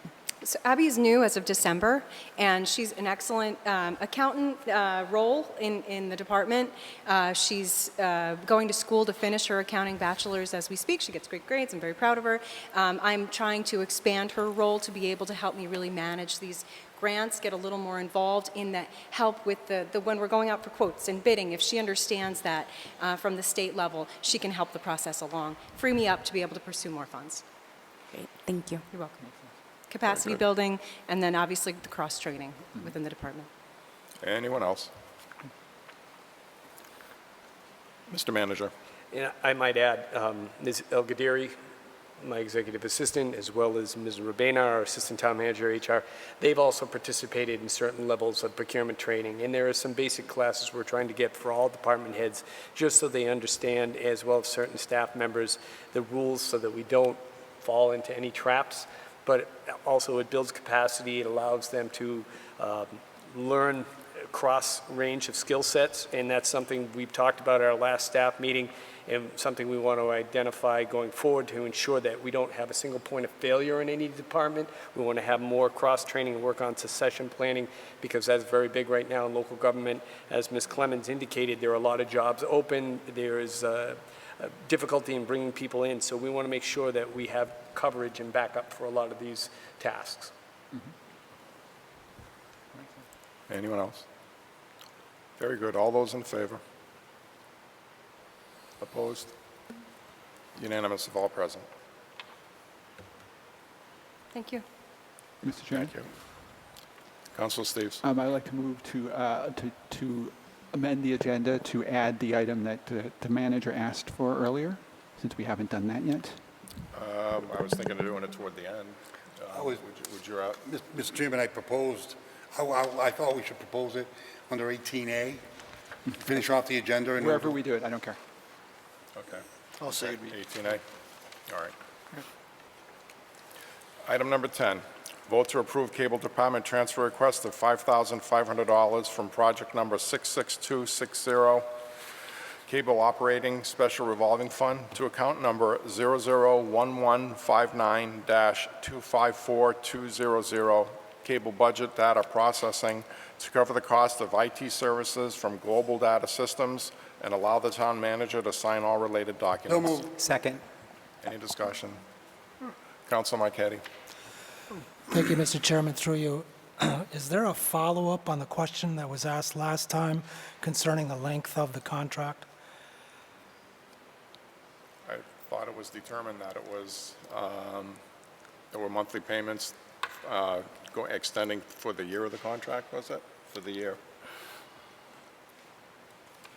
I don't have it committed to memory, but it's, I don't think it's a fixed-term contract. I believe it is, typically they're month-to-month, year-to-year. This particular request, just so in case the question is answered, this is for FY23 because of this new service that we're looking to go forward with cable. I did look it up after that meeting, and I can't remember. It's Councilor McKay. Sorry about it. I'm all set, thank you. Anyone else? Very good. All those in favor? Opposed? Unanimous of all present. Item number 11, vote to approve the town clerk transfer request of $940 from account number 001162-512000, seasonal positions, to account number 001161-511000, salary and wages, to correct the hourly rate when calculating the fiscal year 23 budget, and to allow the town manager to sign any related documents. So moved. Second. Very good. I think it's fairly self-explanatory. Any discussion? Councilor Marquetti. Thank you, Mr. Chairman. I was just wondering what the error was and what was the correction, what salaries were. Okay, go ahead. So it was one of the positions within Ms. Bonadias' staff when we presented the council for a change on the step. We had not yet produced the salary schedule for FY23. So in that particular instance, the adjustment wasn't made for the potential COLA for the 2%. So the number there was reflected from the previous year's salary table. So it was essentially a Scribner's error. We should have pulled it off the FY23 proposed salary table. All right, thank you. Anyone else? Very well, all those in favor? Opposed? Unanimous of all present. Item number 12, vote to approve providing ARPA funds for project number 64846, West Street infrastructure improvements in the amount of $250,000, and distribution of such funds will be overseen by the town's ARPA administrator. So moved. Second. We have a motion and a second. Councilor Adams. Thank you, Mr. Chair, through you. Forgive me, this should have been on our last town council meeting. I just forgot to add it. So what we're doing is, originally, when they put this in, this request in for money to offset the cost over West Street, I was not aware of it. And then when we set up the actual ARPA ad hoc committee, it came about during that period of time. And so we just try to adjust fire a little bit. They originally asked for $500,000. The ARPA ad hoc committee recommended $250,000, and you can see it, the next agenda item would be to actually put that $250,000 into the capital stabilization money or fund that has $0 right now, to kind of start kicking that off as well. So I highly recommend it. It's offsetting some of the costs right here. That $250,000 that we did, I believe it was free cash that we had utilized. Was it free cash? I think it was. No matter what, that money will go back into the pot. The $250,000 from ARPA will go take its place, and we'll be able to put some funds into the capital improvement stabilization fund. So, Councilor Marquetti. Thank you, Mr. Chairman. Through you, I just have a couple questions. Have we hired an ARPA administrator yet? Through you, Mr. Chairman, not yet. I believe Ms. Rabena is working on setting up the interviews. She's nodding from here. We're trying to fill multiple positions at the same time, so we're jockeying, but we've posted these and we're trying to fill them as quickly as possible. And the second question I have, if I might continue, I just have a question. This is replacing the free cash that was going into the project, so will that $500,000 now go back into free cash? $250,000. Well, we're taking $250,000 and putting it into the West Street, and then we're taking another $250,000 and putting it into capital stabilization on the next agenda, correct? So to be clear, that $250,000 is one and the same. So that $250,000 is going from that project that's there now, and we're just going to take that, put it into the new fund, capital fund. Okay. Well, And then the ARPA money is going to replace the other that free cash. $250,000, Yep. right, Yeah. which is $500,000. No. We're just moving money, essentially one pocket to the other. So we originally, I believe it was stabilization money that we used for West Yeah. Street. And we put the $500,000, but the ARPA committee has decided to contribute $250,000 towards that.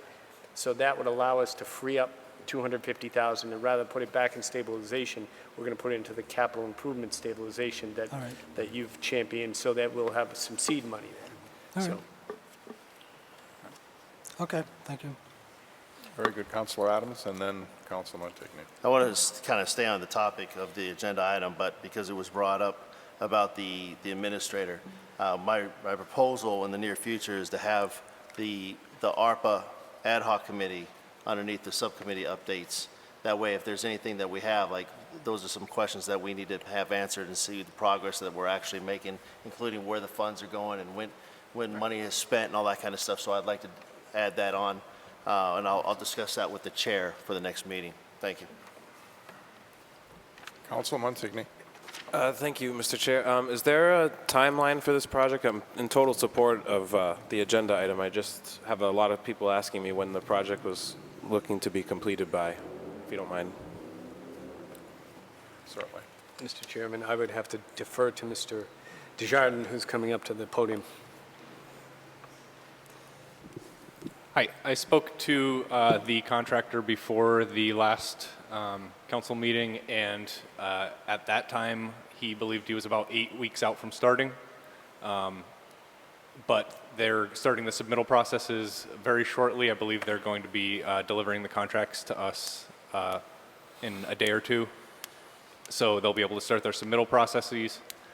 And the biggest thing that'll delay the project is acquiring ductile iron pipe.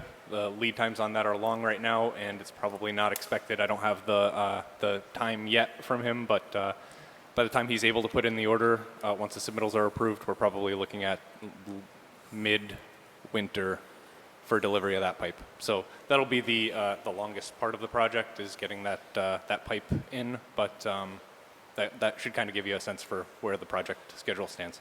Thanks so much. You're welcome. Councilor Steves, then Councilor Lazo. Yeah, this is a question through you to Matt, too, just to follow up on that one. So what do you expect them to be doing first if they're not going to be able to put the pipe in? They'll be able to do the sewer work. That's just PVC pipe. They'll be able to do drainage work and possibly some work on sidewalks and shared use path. We won't want to pave, obviously, until we're done with the utility work, but Right. And there's some time for settling.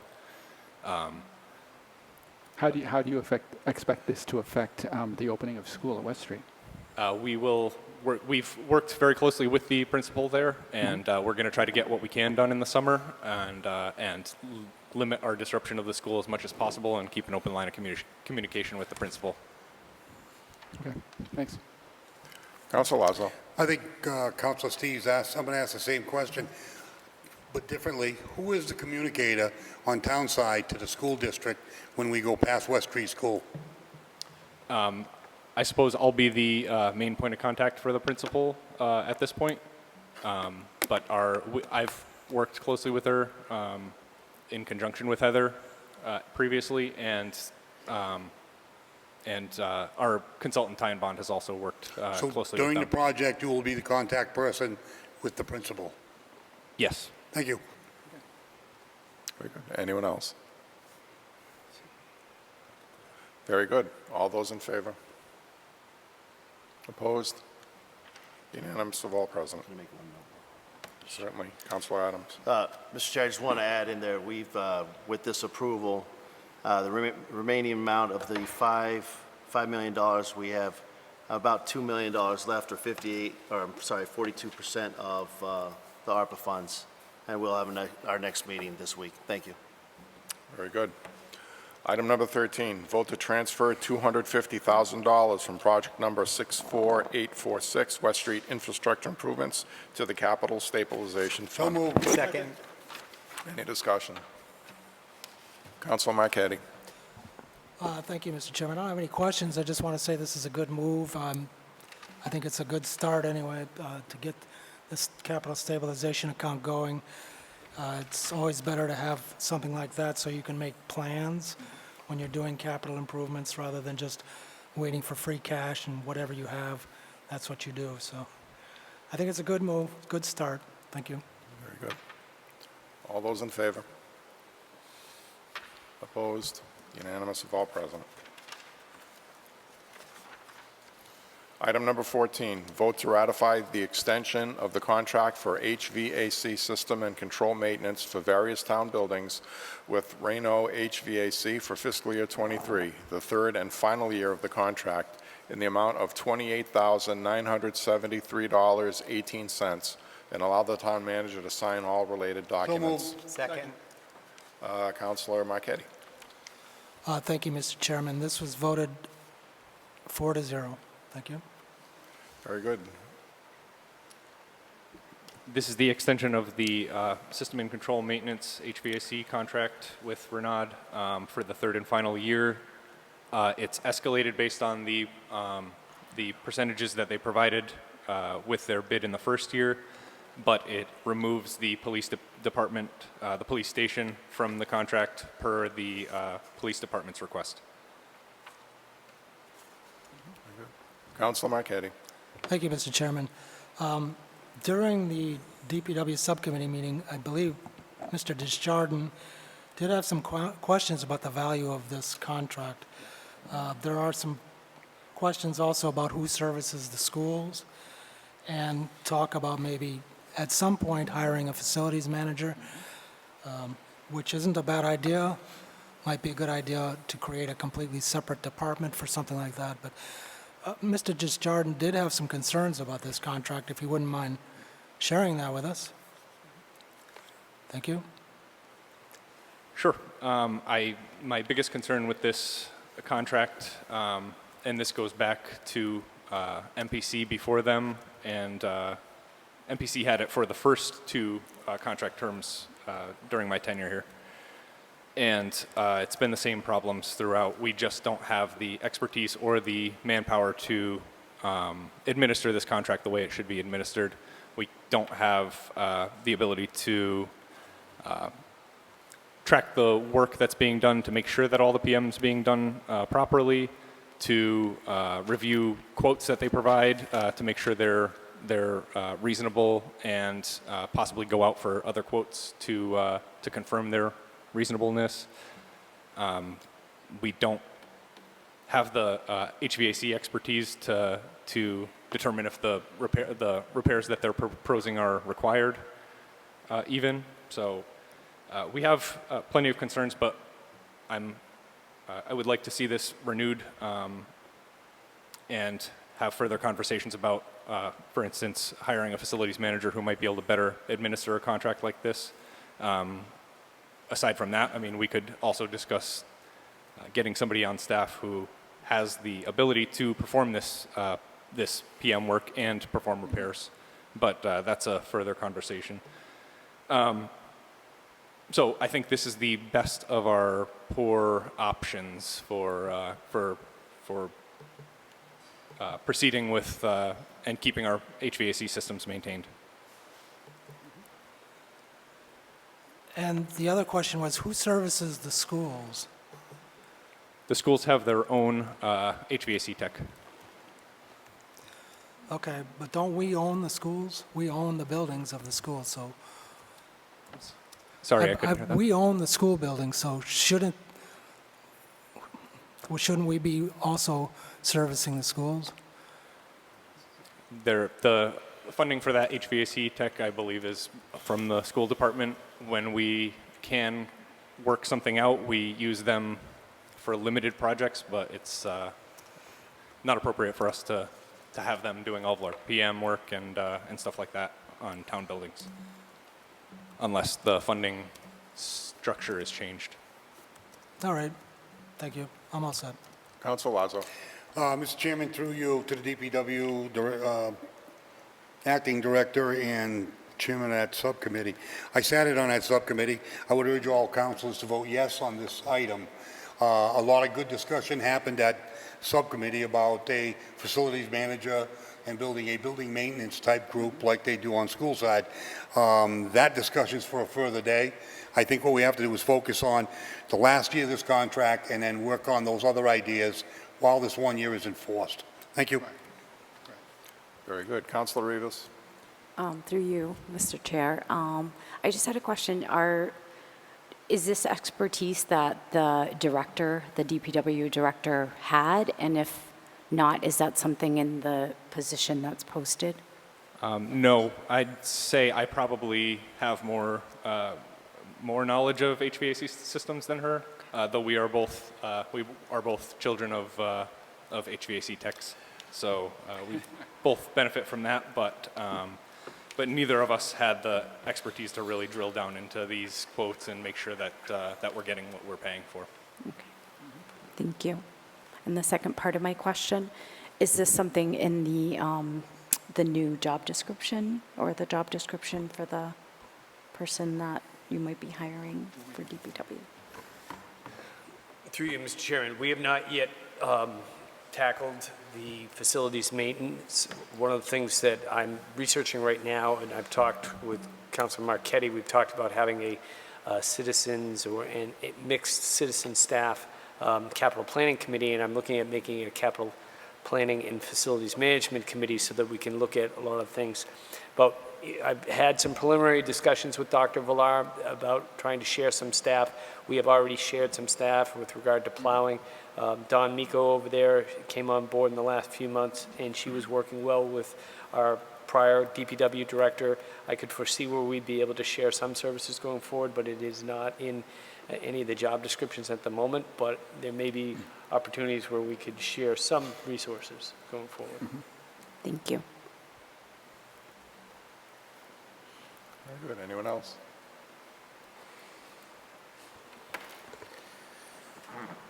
Okay. There being no more further discussion, all those in favor? Opposed? Unanimous of all present. Item number 15, vote to award the contract for road improvements 2022 to the low bidder, Pioppi Construction, in the amount of $951,499.50 for the base bid only, not including alternate one, and allow the town manager to sign all related documents. So moved. Second. Councilor Marquetti. Thank you, Mr. Chairman. This was voted at the DPW subcommittee 4-0 to come up to council. Very good. And I do have some questions and comments about it, but I will yield. We received 2 bids on the road improvements 2022 project. Pioppi Construction came in low, and Lynch Companies was approximately 5% higher than them. I'm recommending award to Pioppi Construction for the base bid amount. I believe we have 1.1 million available for this project, but that has to cover police details as well. So I don't think that with that funding we can cover the alternate as well, which would be the mill and overlay of Moon Street and Coombs Street. But if we can find some additional funding sources, then we may be able to add that back into the contract at some point. For now, I recommend awarding it to Pioppi for the base bid only. Councilor Lazo. Just a quick comment. Pioppi Construction is one of the most respected road contractors. He's very well versed in roads, compaction, and the paving process. He does a lot of roads. I've seen some of his work out in Holland, Brimfield, Will, some of the smaller towns. He dresses off the ends of the roads. He does a fine job. He's very knowledgeable in the field.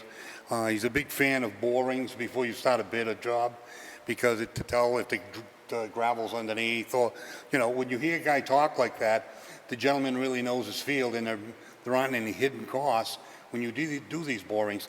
So moving forward, I know in some cases we don't do them. We might lean on Mr. Pioppi for some advice in some of these areas. He is very good at road construction. Thank you. Very good. Anyone else? Councilor Marquetti. Thank you, Mr. Chairman. The only thing that I want to say was that back in May, we voted on road improvements for 2022 and included all 5 roads. Ellis Road, North Street, Mechanic Street, Moon Street, and Coombs Street. At that time, there was no alternate number 1, and that's been added now to tonight's vote. So I'm not quite sure how that works, whether a council can vote on an agenda and then it gets changed before there's a final vote, or does it need to be amended at some point to take those 2 roads out? Now, I know at the May 23rd meeting, following that, we voted to transfer $100,000 from snow and ice and specialized services for road construction and reconstruction. And I had to go back and look at the meeting because I wanted to make sure that I knew what was being discussed. And this was additional road construction such as crack sealing and micro surfacing. And it was what was said at the meeting, and that this was done to avoid putting that money back into free cash, which would not be able to be used until December. So with that extra $100,000, I would think that we could add these 2 roads back in to this project. I believe we voted for $1 million on May 9th, and with this, it's another $100,000. So that leaves us with about $148,000 that could be used on those 2 other roads that we had originally voted on. So I would make an amendment to this, that we add those two roads back into this project. I'll second the amendment for discussion. Very good. We have an amendment to add the two roads back in that I assume is the alternate one? Yeah. Okay. Councilor Lazo. Matt, can I have your, I was at the DPW meeting and I understood that we were being cautious moving forward on the roads that we were going to do, just in case if there was going to be cost overrun. Cost Am I correct in overruns saying that, or am I are a wrong? possibility, but the biggest concern is that these have to cover police details as well.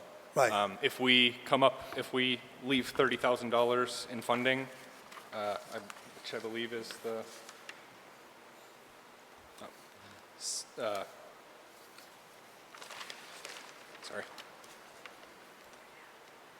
total bid price would leave about less than $14,000 left.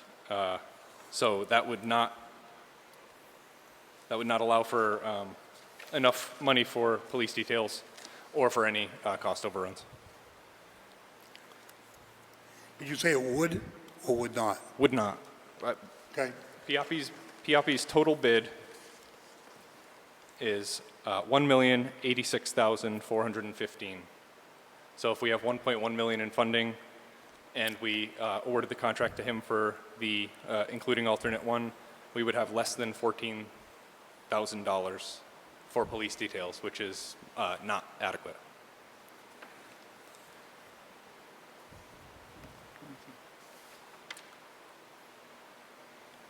How much money would we have to find to do those other roads? $134,000. I haven't put a number to the police details that are expected, but I'd be more comfortable with in the realm of 50,000 probably for police details. How much? 50,000.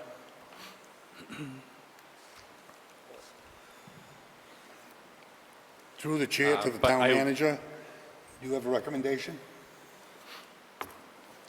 The only concern I have about moving money around, I have been trying to get updated numbers from some of the marijuana retailers that we originally predicated our pavement improvement program on.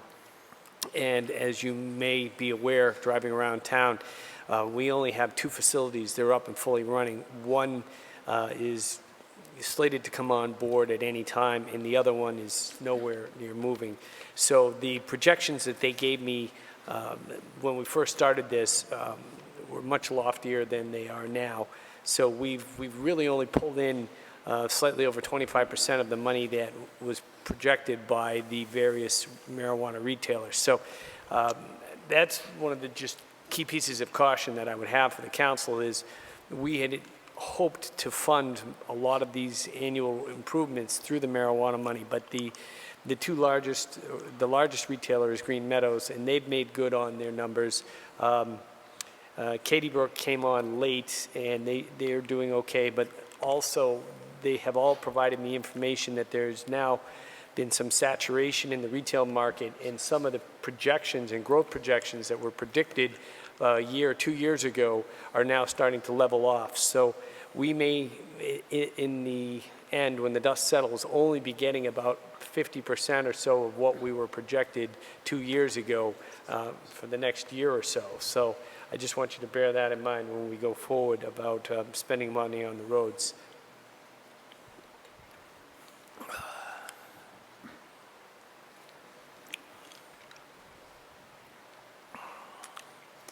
Councilor Lazo. If I may. Councilor Ryan. Thank you, Mr. Chair, through you. I think this is something that's worth investigating. I don't want to rush into adding these two tonight unless we have a backup plan and a backup funding source. So I'd be comfortable with having those extra alternate streets be brought up at another subcommittee meeting perhaps and seeing if we can identify another source of money. However, I would support just keeping the motion as is for the money that we have and the bid we have until we can secure that other funding source. And then if so be, we can amend it after to increase the amount and reflect the alternates 1 and 2 once we've identified those sources. That would be my advice to the council. Thank you. Anyone else? Very good. We have an amendment on the table, on the floor, to add the 2 roads back. Is there any further discussion? Hearing none, all those in favor of the amendment? All those opposed? 1 to 7, the amendment fails. Back to the original item. Any further discussion on the original item? There being none, all those in favor? Anyone opposed? Unanimous of all present.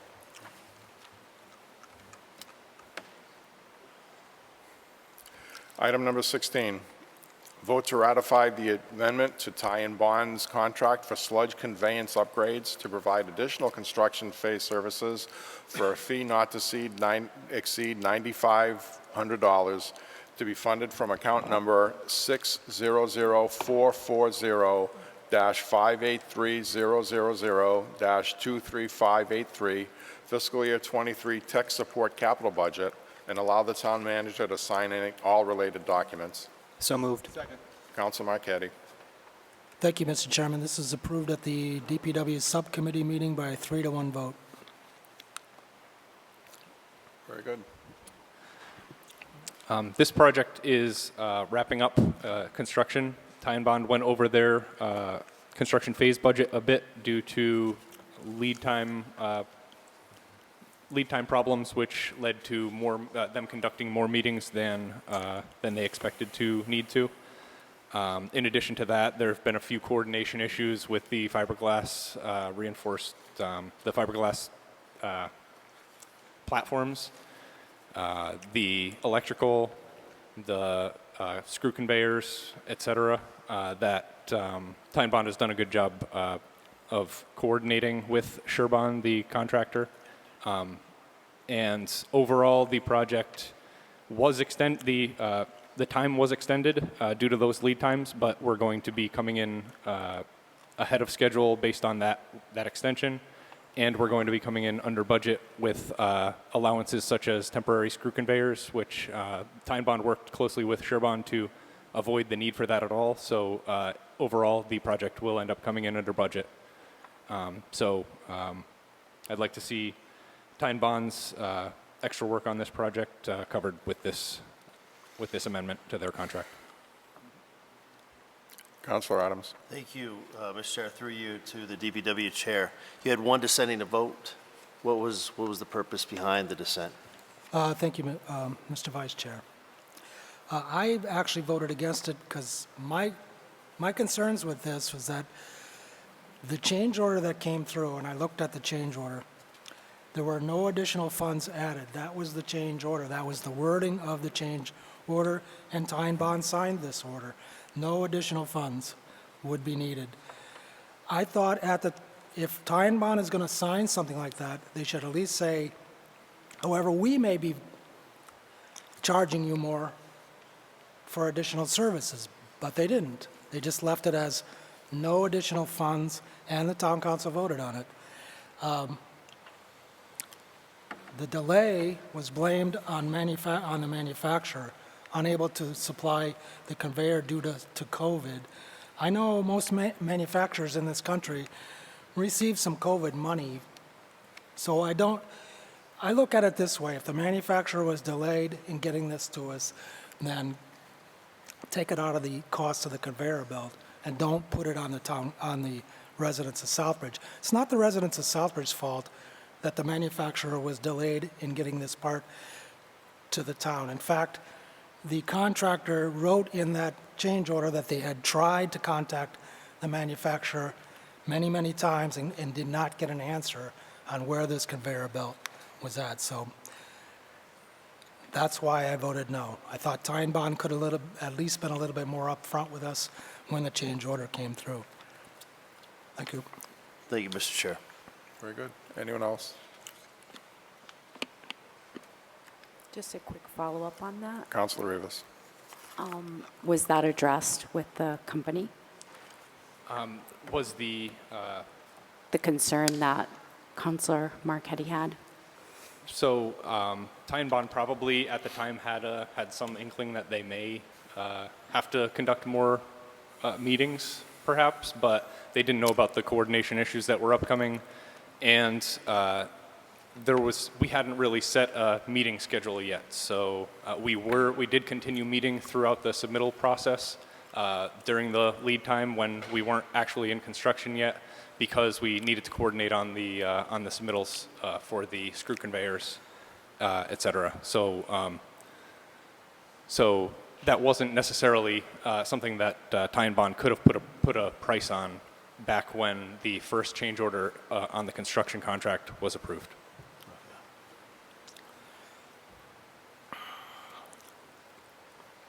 All set? Thank you. Very good. Anyone else? Very good. All those in favor? Opposed? 6-2. I'm sorry. I'm gonna. You oppose oppose it? 5-3. Very good. 5-3, the motion passes.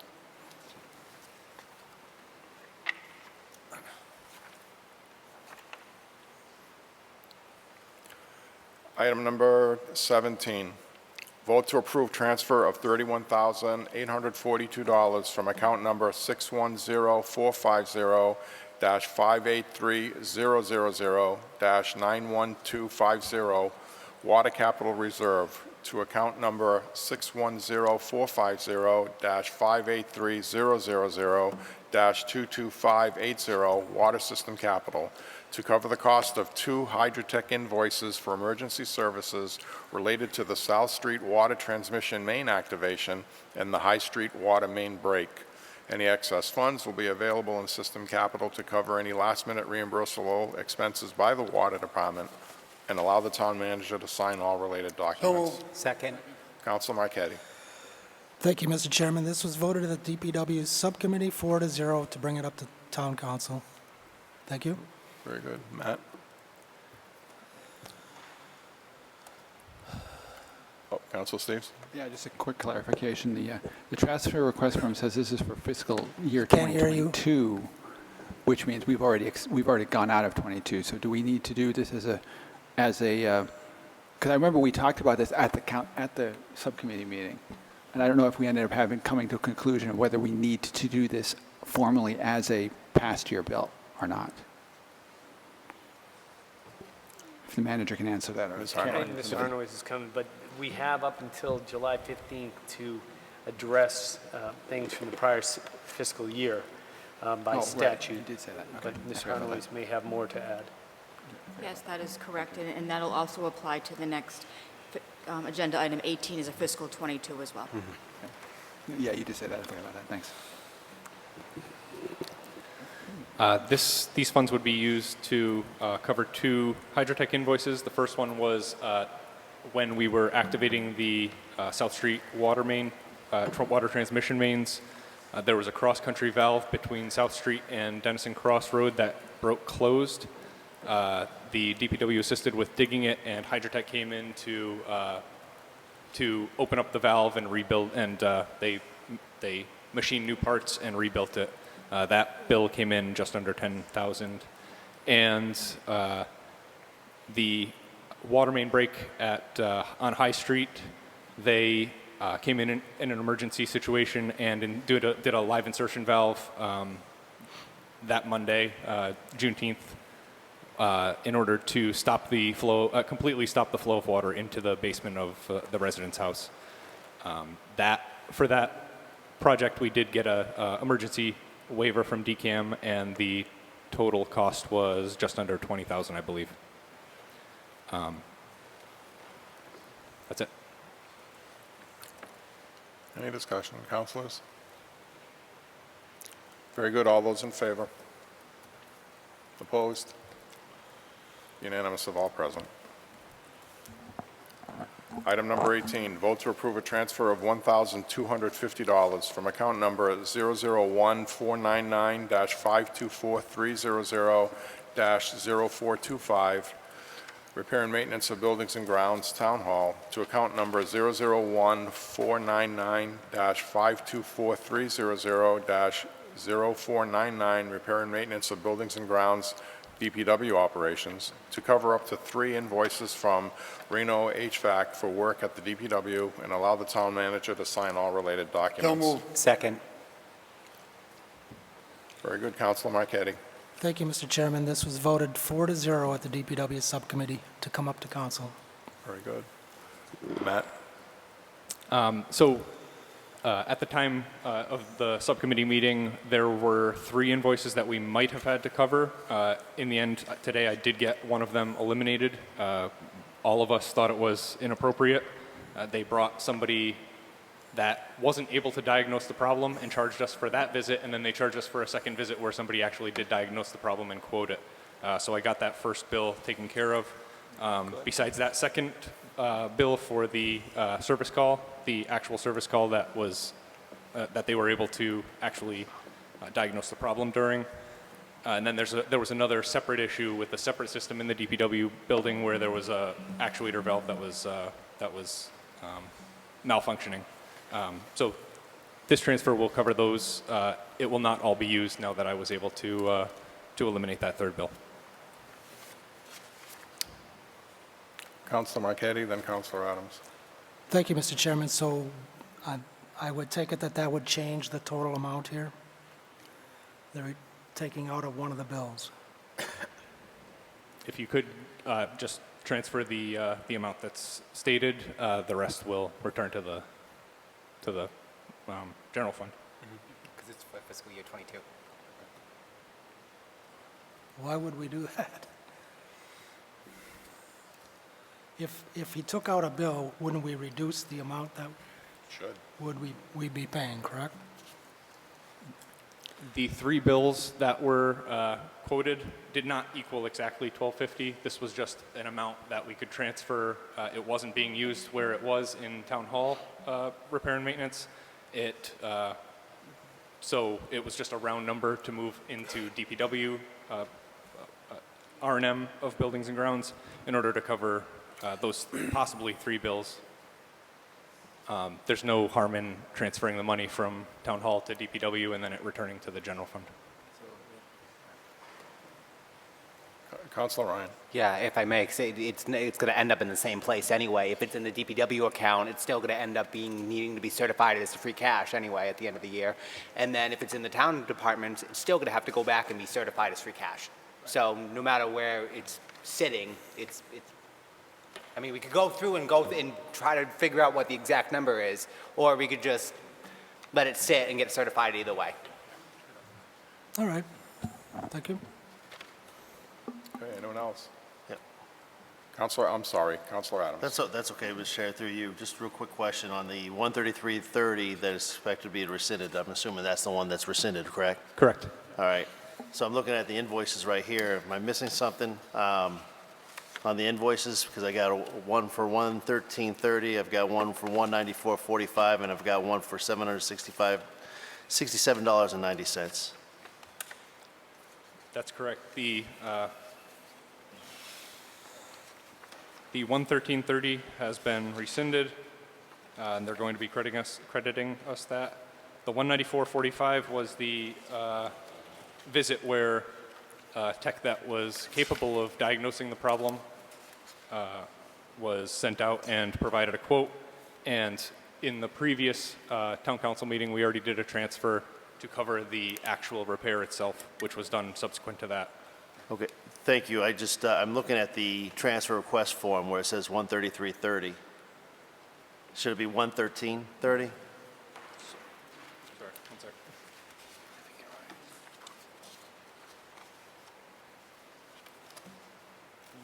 Yes, that should read 11330. Okay. Thank you. And I don't have a problem with just transfer these funds straight over. It's going to go in one spot, as Councilor Ryan stated. That just, I'm assuming, zeroes out this account for repair and maintenance of the town hall. There might be a few cents left in it. It was a round number. All right. Thank you. Very good. Anyone else?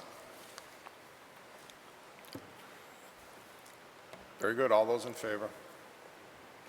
Opposed? No. Unanimous of all present. I'll take that motion. Councilor Lazo. I'd like to make a motion to waive the rules to add 18A, to appoint Ted Tatro as the acting building commissioner in the town of Southbridge, and I yield to the town manager if there's any particular language that he would like to see. I'll second that. Thank you, Mr. Chairman. As I indicated earlier this evening, speaking with the state building inspector for our district, that she believes that we need to have this in place to help because she can't always get here for emergencies until we find a permanent replacement. What I was thinking, I'm hoping it won't take this long, but I was thinking we should at least consider a term for this and maybe an interim not to exceed 6 months at this point in time. I would love to say we can find somebody in the next couple of weeks, but barring coming back every other meeting and reappointing them, I would just ask for a term of 6 months for Ted Tatro as an interim building commissioner. And right now, the agreement with the town of Webster is he will be available from time to time for any emergencies that may arise, and that he would be coming over after hours. Our late night currently is Thursday, and so the plan would be he would be coming in to work with Mr. Pelletier and go review his work on Thursday evenings and be available, as I said, for any emergencies. Anything beyond that, I would have to go back and talk to the TA. The motion in would Webster. read, we're waiving the rules to add agenda item 18A to appoint Ted Tatro as interim building commissioner in the town of Southbridge for the term of 6 months. Yes. And I'll make that, so I'll second that one. Okay. I know Councilor Lazo thinks I'm a little long-winded sometimes. Never. Okay, any discussion? Councilor Steves. Yeah, just a clarification. So how are we funding this? So, Yeah, I know.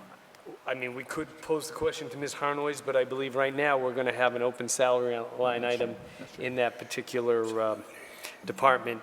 And what I talked to, I mean, I'll have to formalize it with Mr. Tatro, but he had indicated that he'd be willing to work for the same rate that he is working in Webster for the hourly rate. Okay. Anyone else? And I should just also add, although normally we would provide you with information, I think some of you know Mr. Tatro's name. He's originally from Southbridge. He came highly recommended by the state building inspector. Other town managers and other building affiliated professionals had mentioned his name. And again, he's going to stay in Webster. And I did speak with the new administrator over there, Mr. LaFond, and he graciously agreed to allow us to have his services during this time, understanding our situation. And I want to thank the town of Webster for working with us on that. Any further discussion? Very good. No roll call? Mr. Chair, just to sorry. clarify, we're still voting on adding the agenda item. This is a vote We haven't to voted on add it. to the agenda item, not the agenda Right. item's vote. Right. To suspend the rules and add the item to the agenda. Correct? Right. There's a first Very and good. second on table. Yep, very good. All those in favor? Opposed? Unanimous. Okay, we have a motion on the floor. Any discussion? Very good. Roll call. Councilor Daniels, Yes. Councilor Lazo, Yes. Councilor Marquetti, Yes. Councilor Montigny, Yes. Councilor Rivas, Yes. Councilor Ryan, Yes. Councilor Steves, Yes. Councilor Adams, Yes. 8 yes. Very good. Mr. Chairman, I got a question. Certainly. Was there a motion and a second on that before we roll called? I don't think there was. Could you check the minutes? I don't think there No, was. the motion and second was to waive the rules. Yeah. I don't want to go forward without a The motion. way I understood, when you stated the motion, the way I originally understood it was that the motion was included in, the motion itself was included in what you were proposing, and therefore it all came together in one fell swoop. I think the motion is to waive the rules to add an agenda item. And then you Then we have to make a motion on that agenda item. Yeah, I think you're So right. we might have to redo this and just, Okay. I would propose a motion. I would say so moved on the motion that's been added to the agenda. So moved. Second. Very good. We have a motion and a second on the agenda item. Any discussion? Roll call. Councilor Lazo, Yes. Councilor Marquetti, Yes. Councilor Montigny, Yes. Councilor Rivas, Yes. Councilor Ryan, Yes. Councilor Steves, Yes. Councilor Adams, Yes. Councilor Daniels. Yes. Oops. Very good. 8-0. The appointment is made. Item number 19, Council's Forum. Councilor Marquetti. Thank you, Mr. Chairman. I have a few things tonight. I received an email from the town manager. Speak into your mic. Sorry. I received an email from the town manager last week about the fire department wanting to purchase an unmanned aerial vehicle, also known as a drone, at the fire department for $8,000. Now, the ink isn't even dry on the FY23 budget, and already the department is buying another capital item. So, in my opinion, this could be an intrusive public surveillance vehicle, and there are issues that we really need to be vetted at subcommittee level before a drone even comes out of the box. We need to look at creating policies, rules and regulations, town bylaws, protecting the privacy rights of citizens, the liability to the town, the use of the inspections department, the police department, who's going to operate the drone, is there going to be training, is there going to be additional pay? These are things that need to be addressed first. Now, it's come to my attention that the drone has already been purchased. And I looked at the FY23 budget, and I can't find anywhere that it says where a drone was mentioned. And the charter is clear on appropriations. Only the town council has the power to make appropriations. So I'd like to know who authorized the purchase of this drone.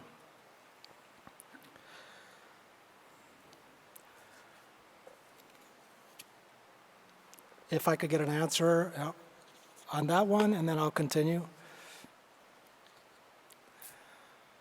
It is my understanding, when the information came to me, that they were doing that with the funds from the end of fiscal year 2022, when it was in their, I believe, their safety budget. I provided the memo that was drafted by Deputy Chief Hulick with regard to what it was going to be used for and why.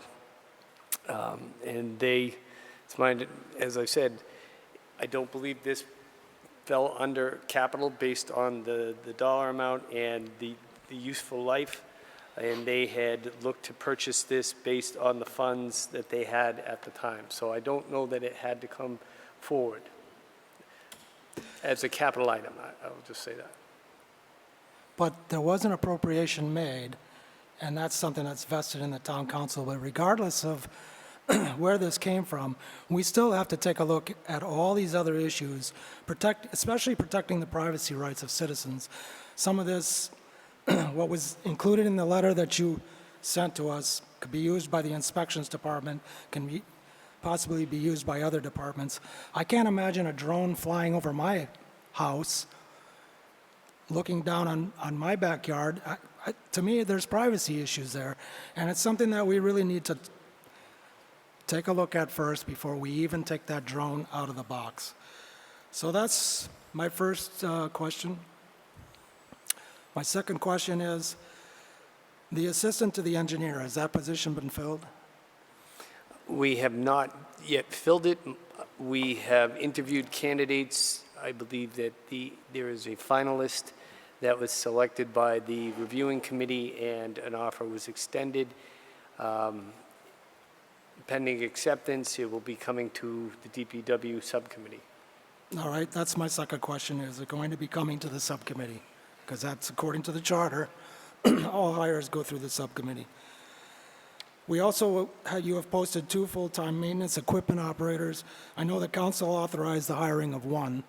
So why are there 2 now are on the town website? All right.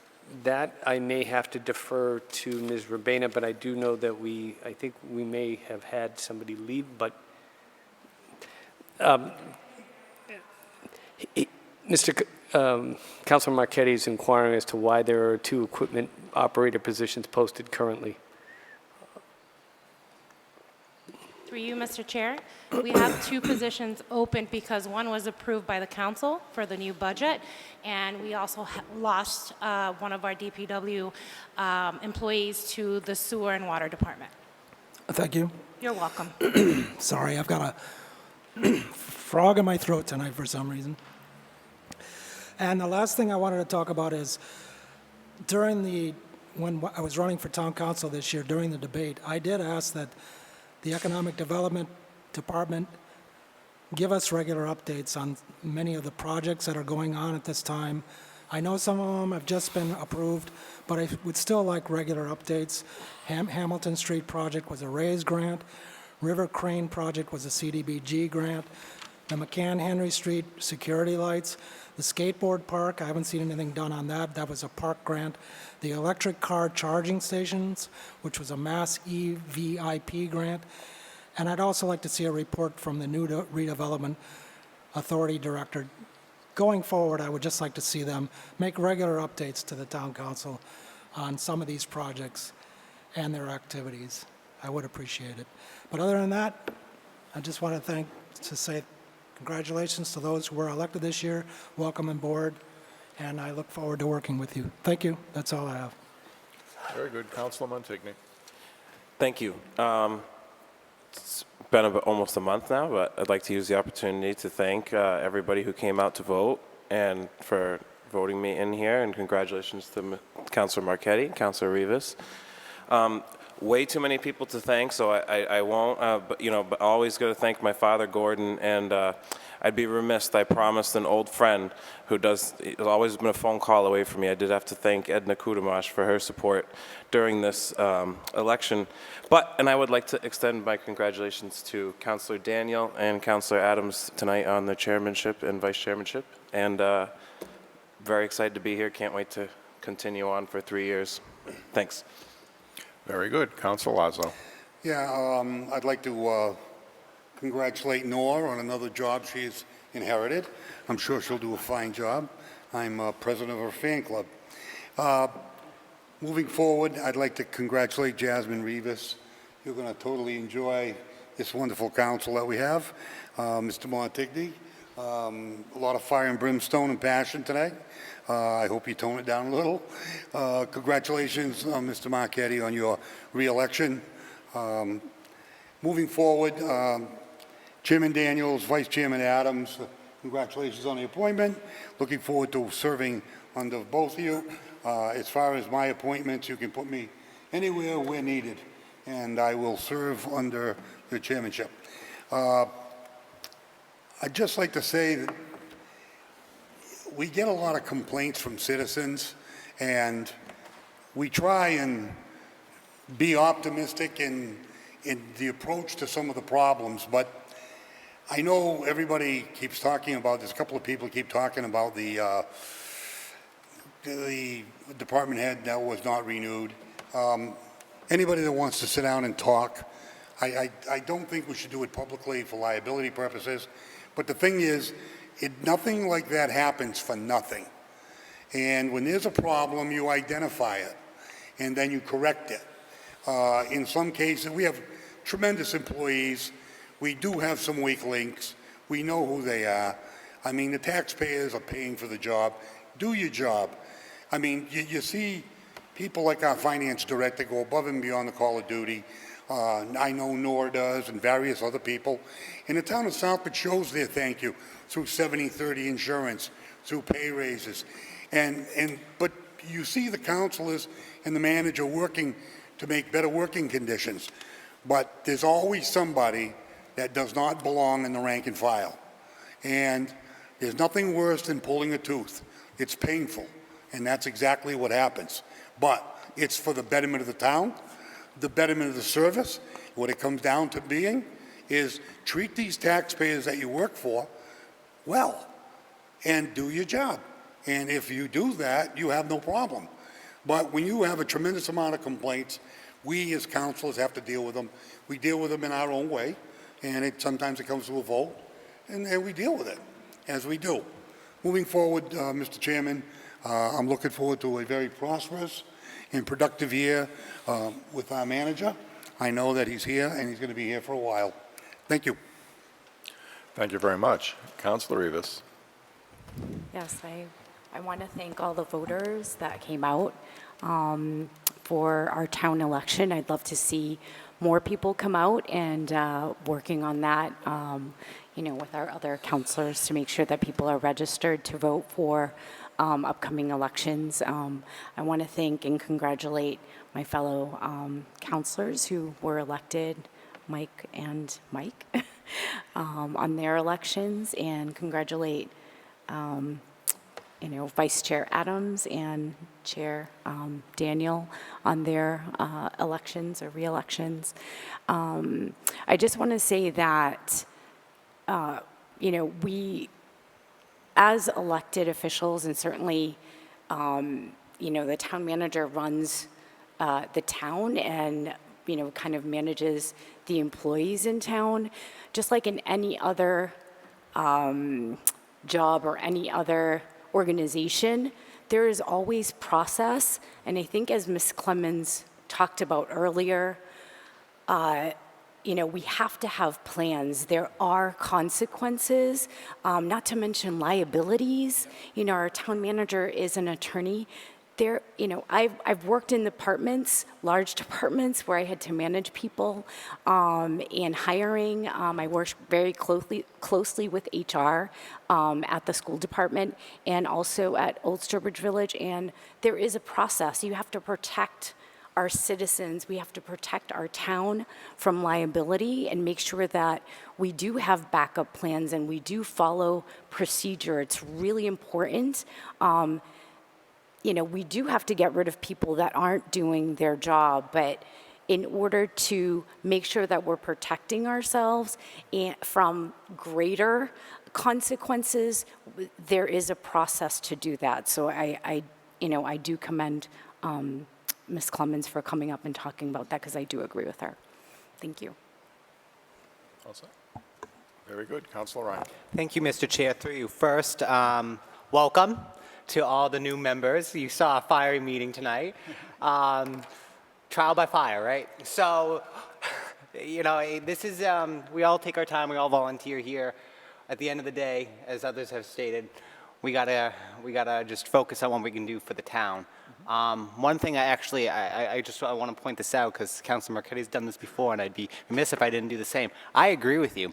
I think we should be looking into what our policies are around drone use in this community, making sure that we're protecting privacy of our citizens.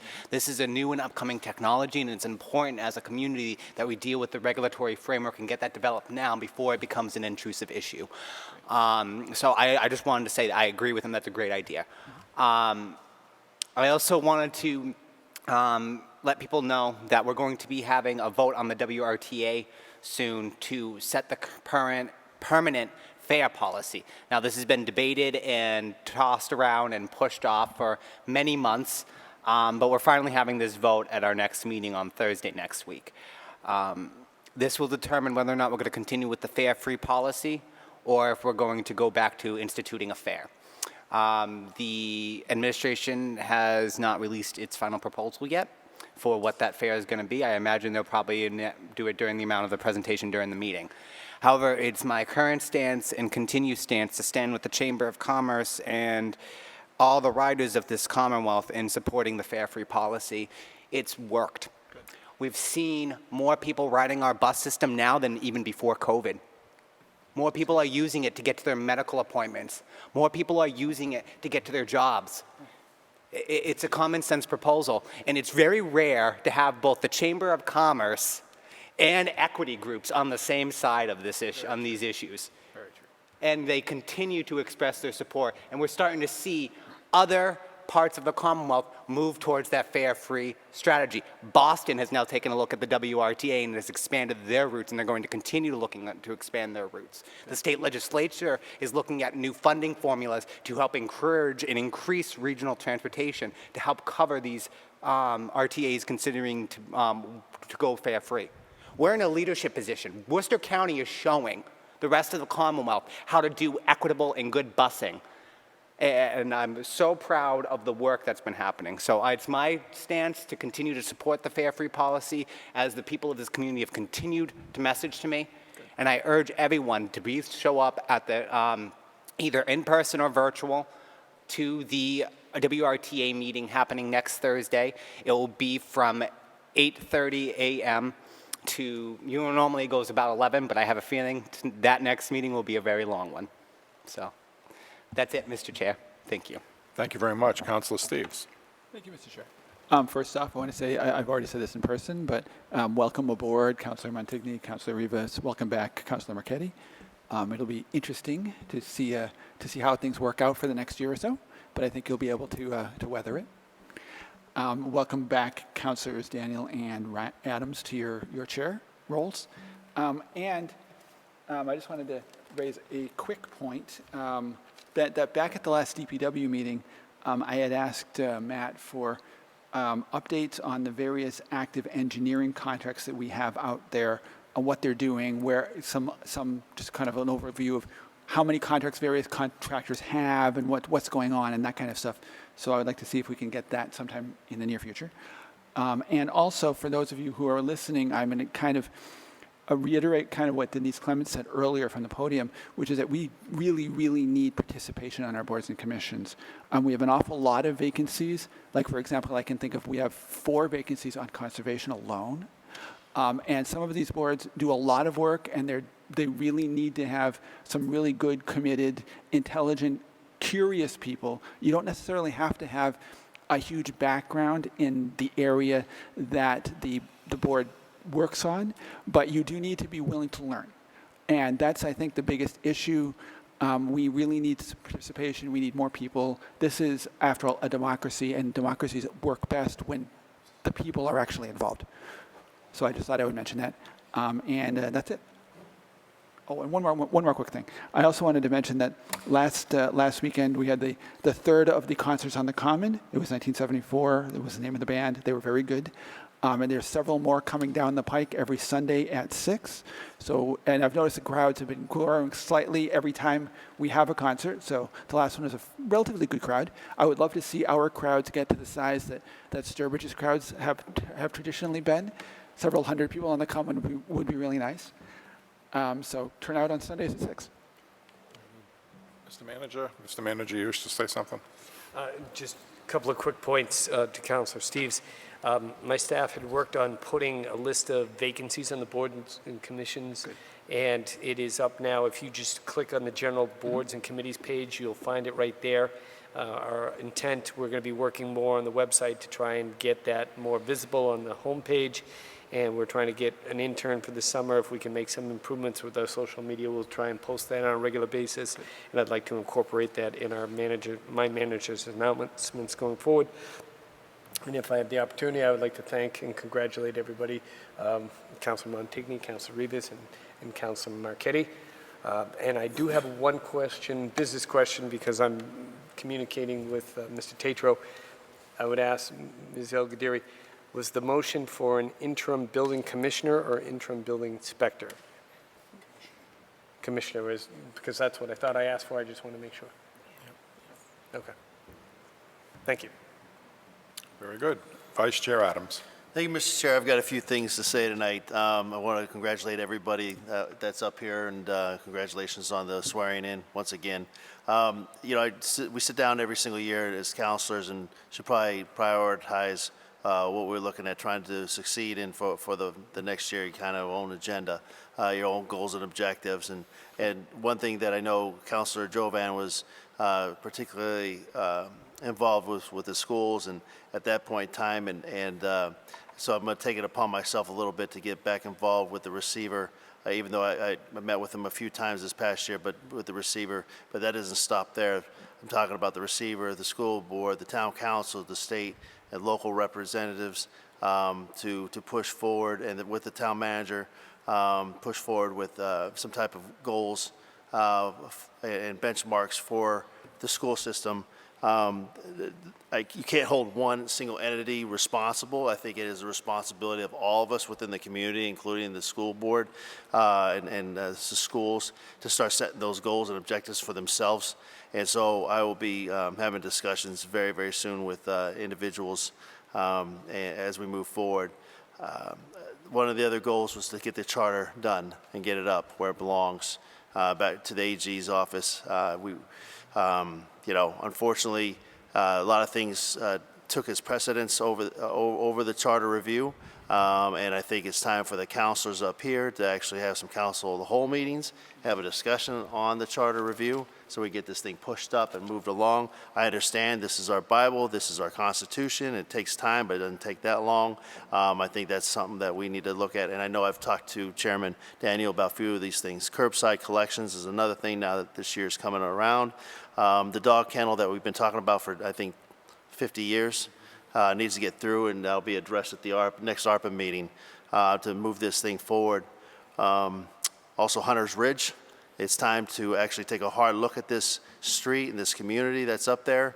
The homeowners, I understand, it's hard for some of them because of the tax issue, but we need to take a hard look at Hunter's Ridge and start moving forward with that. I know it takes an entire team. It is not one individual, but unfortunately, we had a scumbag who went bankrupt and just left everything on the table, and it's time to do what we need to do legally if we can do anything else, but they deserve a road in this community. Obviously, the executive minutes as we worked, and I know I've worked with Councilor Daniel on this and looking at doing it every quarter, get the rules and regulations cleaned up where they need to be and get that voted on.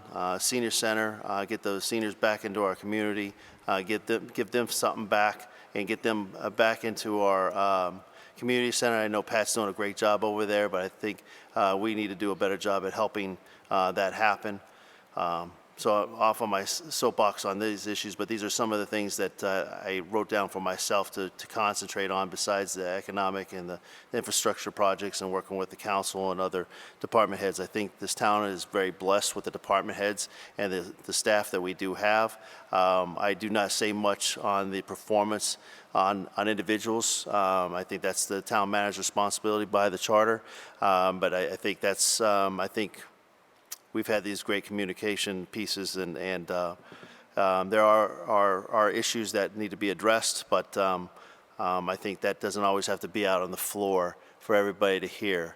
But if anybody ever wants to ask the question, I'd be happy to have that conversation with them. Today's Well School event was great. It was great to see that this old school, and I talked about it, was cornerstone of our educational system here in this community, has been brought back to life for those that deserve affordable homes, 55 and older, seniors, and now they have a place to stay. I will say I was very, very impressed with the individual, one of the last guys to speak today, which is one that lives at the housing, at the apartments. And he was so emotional, and he was so thankful that this actually happened. I was very impressed by him just getting up there and speaking from his heart. It was great to see, and there was a lot of naysayers out there as this process went along, and that is exactly why we should stick with it, to show progress within our town and push it forward. Subcommittees, I would, as far as citizens, for the subcommittees, put your interest forms in now. The ones that are on there have until the 31st of July. I know when I was the chair, or if I'm the chair again of P&D or any other subcommittee, it's a first come, first served type of basis, and every chair has their own policy and how they go. But if you're interested, like Councilor Steves has stated, we're always looking for people to volunteer their time in there. Lastly, Councilor Jovan, former Councilor Jovan, wasn't here at the last meeting so we can sing Kumbaya to him and wish him the best in life. And if he's out there listening, I just want to thank him for his many years of service. If I'm a beer drinker and a betting man, which both of them I am, I'm sure he'll be back in the fold sooner or later. I want to thank him for his, again, years of service, but his mentorship to me about municipality government. You're taking a military guy, we don't sit there, we don't talk for 3 hours on meetings unless there's a training exercise or a combat operation to make sure everything is completed. And this is very new to me in the 4 years. I don't know how people sit in 4-hour meetings. I really don't. But he gave me the patience and taught me to be patient and a little bit, along with a lot of you that are up here at the dais right now. But I want to thank him personally for educating me, mentoring me, allowing me to do what I was allowed to do. Tonight we had some discussion on chairs, who the chair was, and it got heated and passion and all that good stuff. But at the end state, the chair is one of 9 counselors sitting up at this dais. And one thing Councilor Jovan taught me, because I said, just let me do my job. To tell me how to do, show me the path, but let me do my job. I've got ideas. And he did. And just because somebody is chair or vice chair or chair of it doesn't mean that a counselor, the other 8 counselors, can't get up here with their own ideas, their own agendas, and pushing things forward like they should be doing.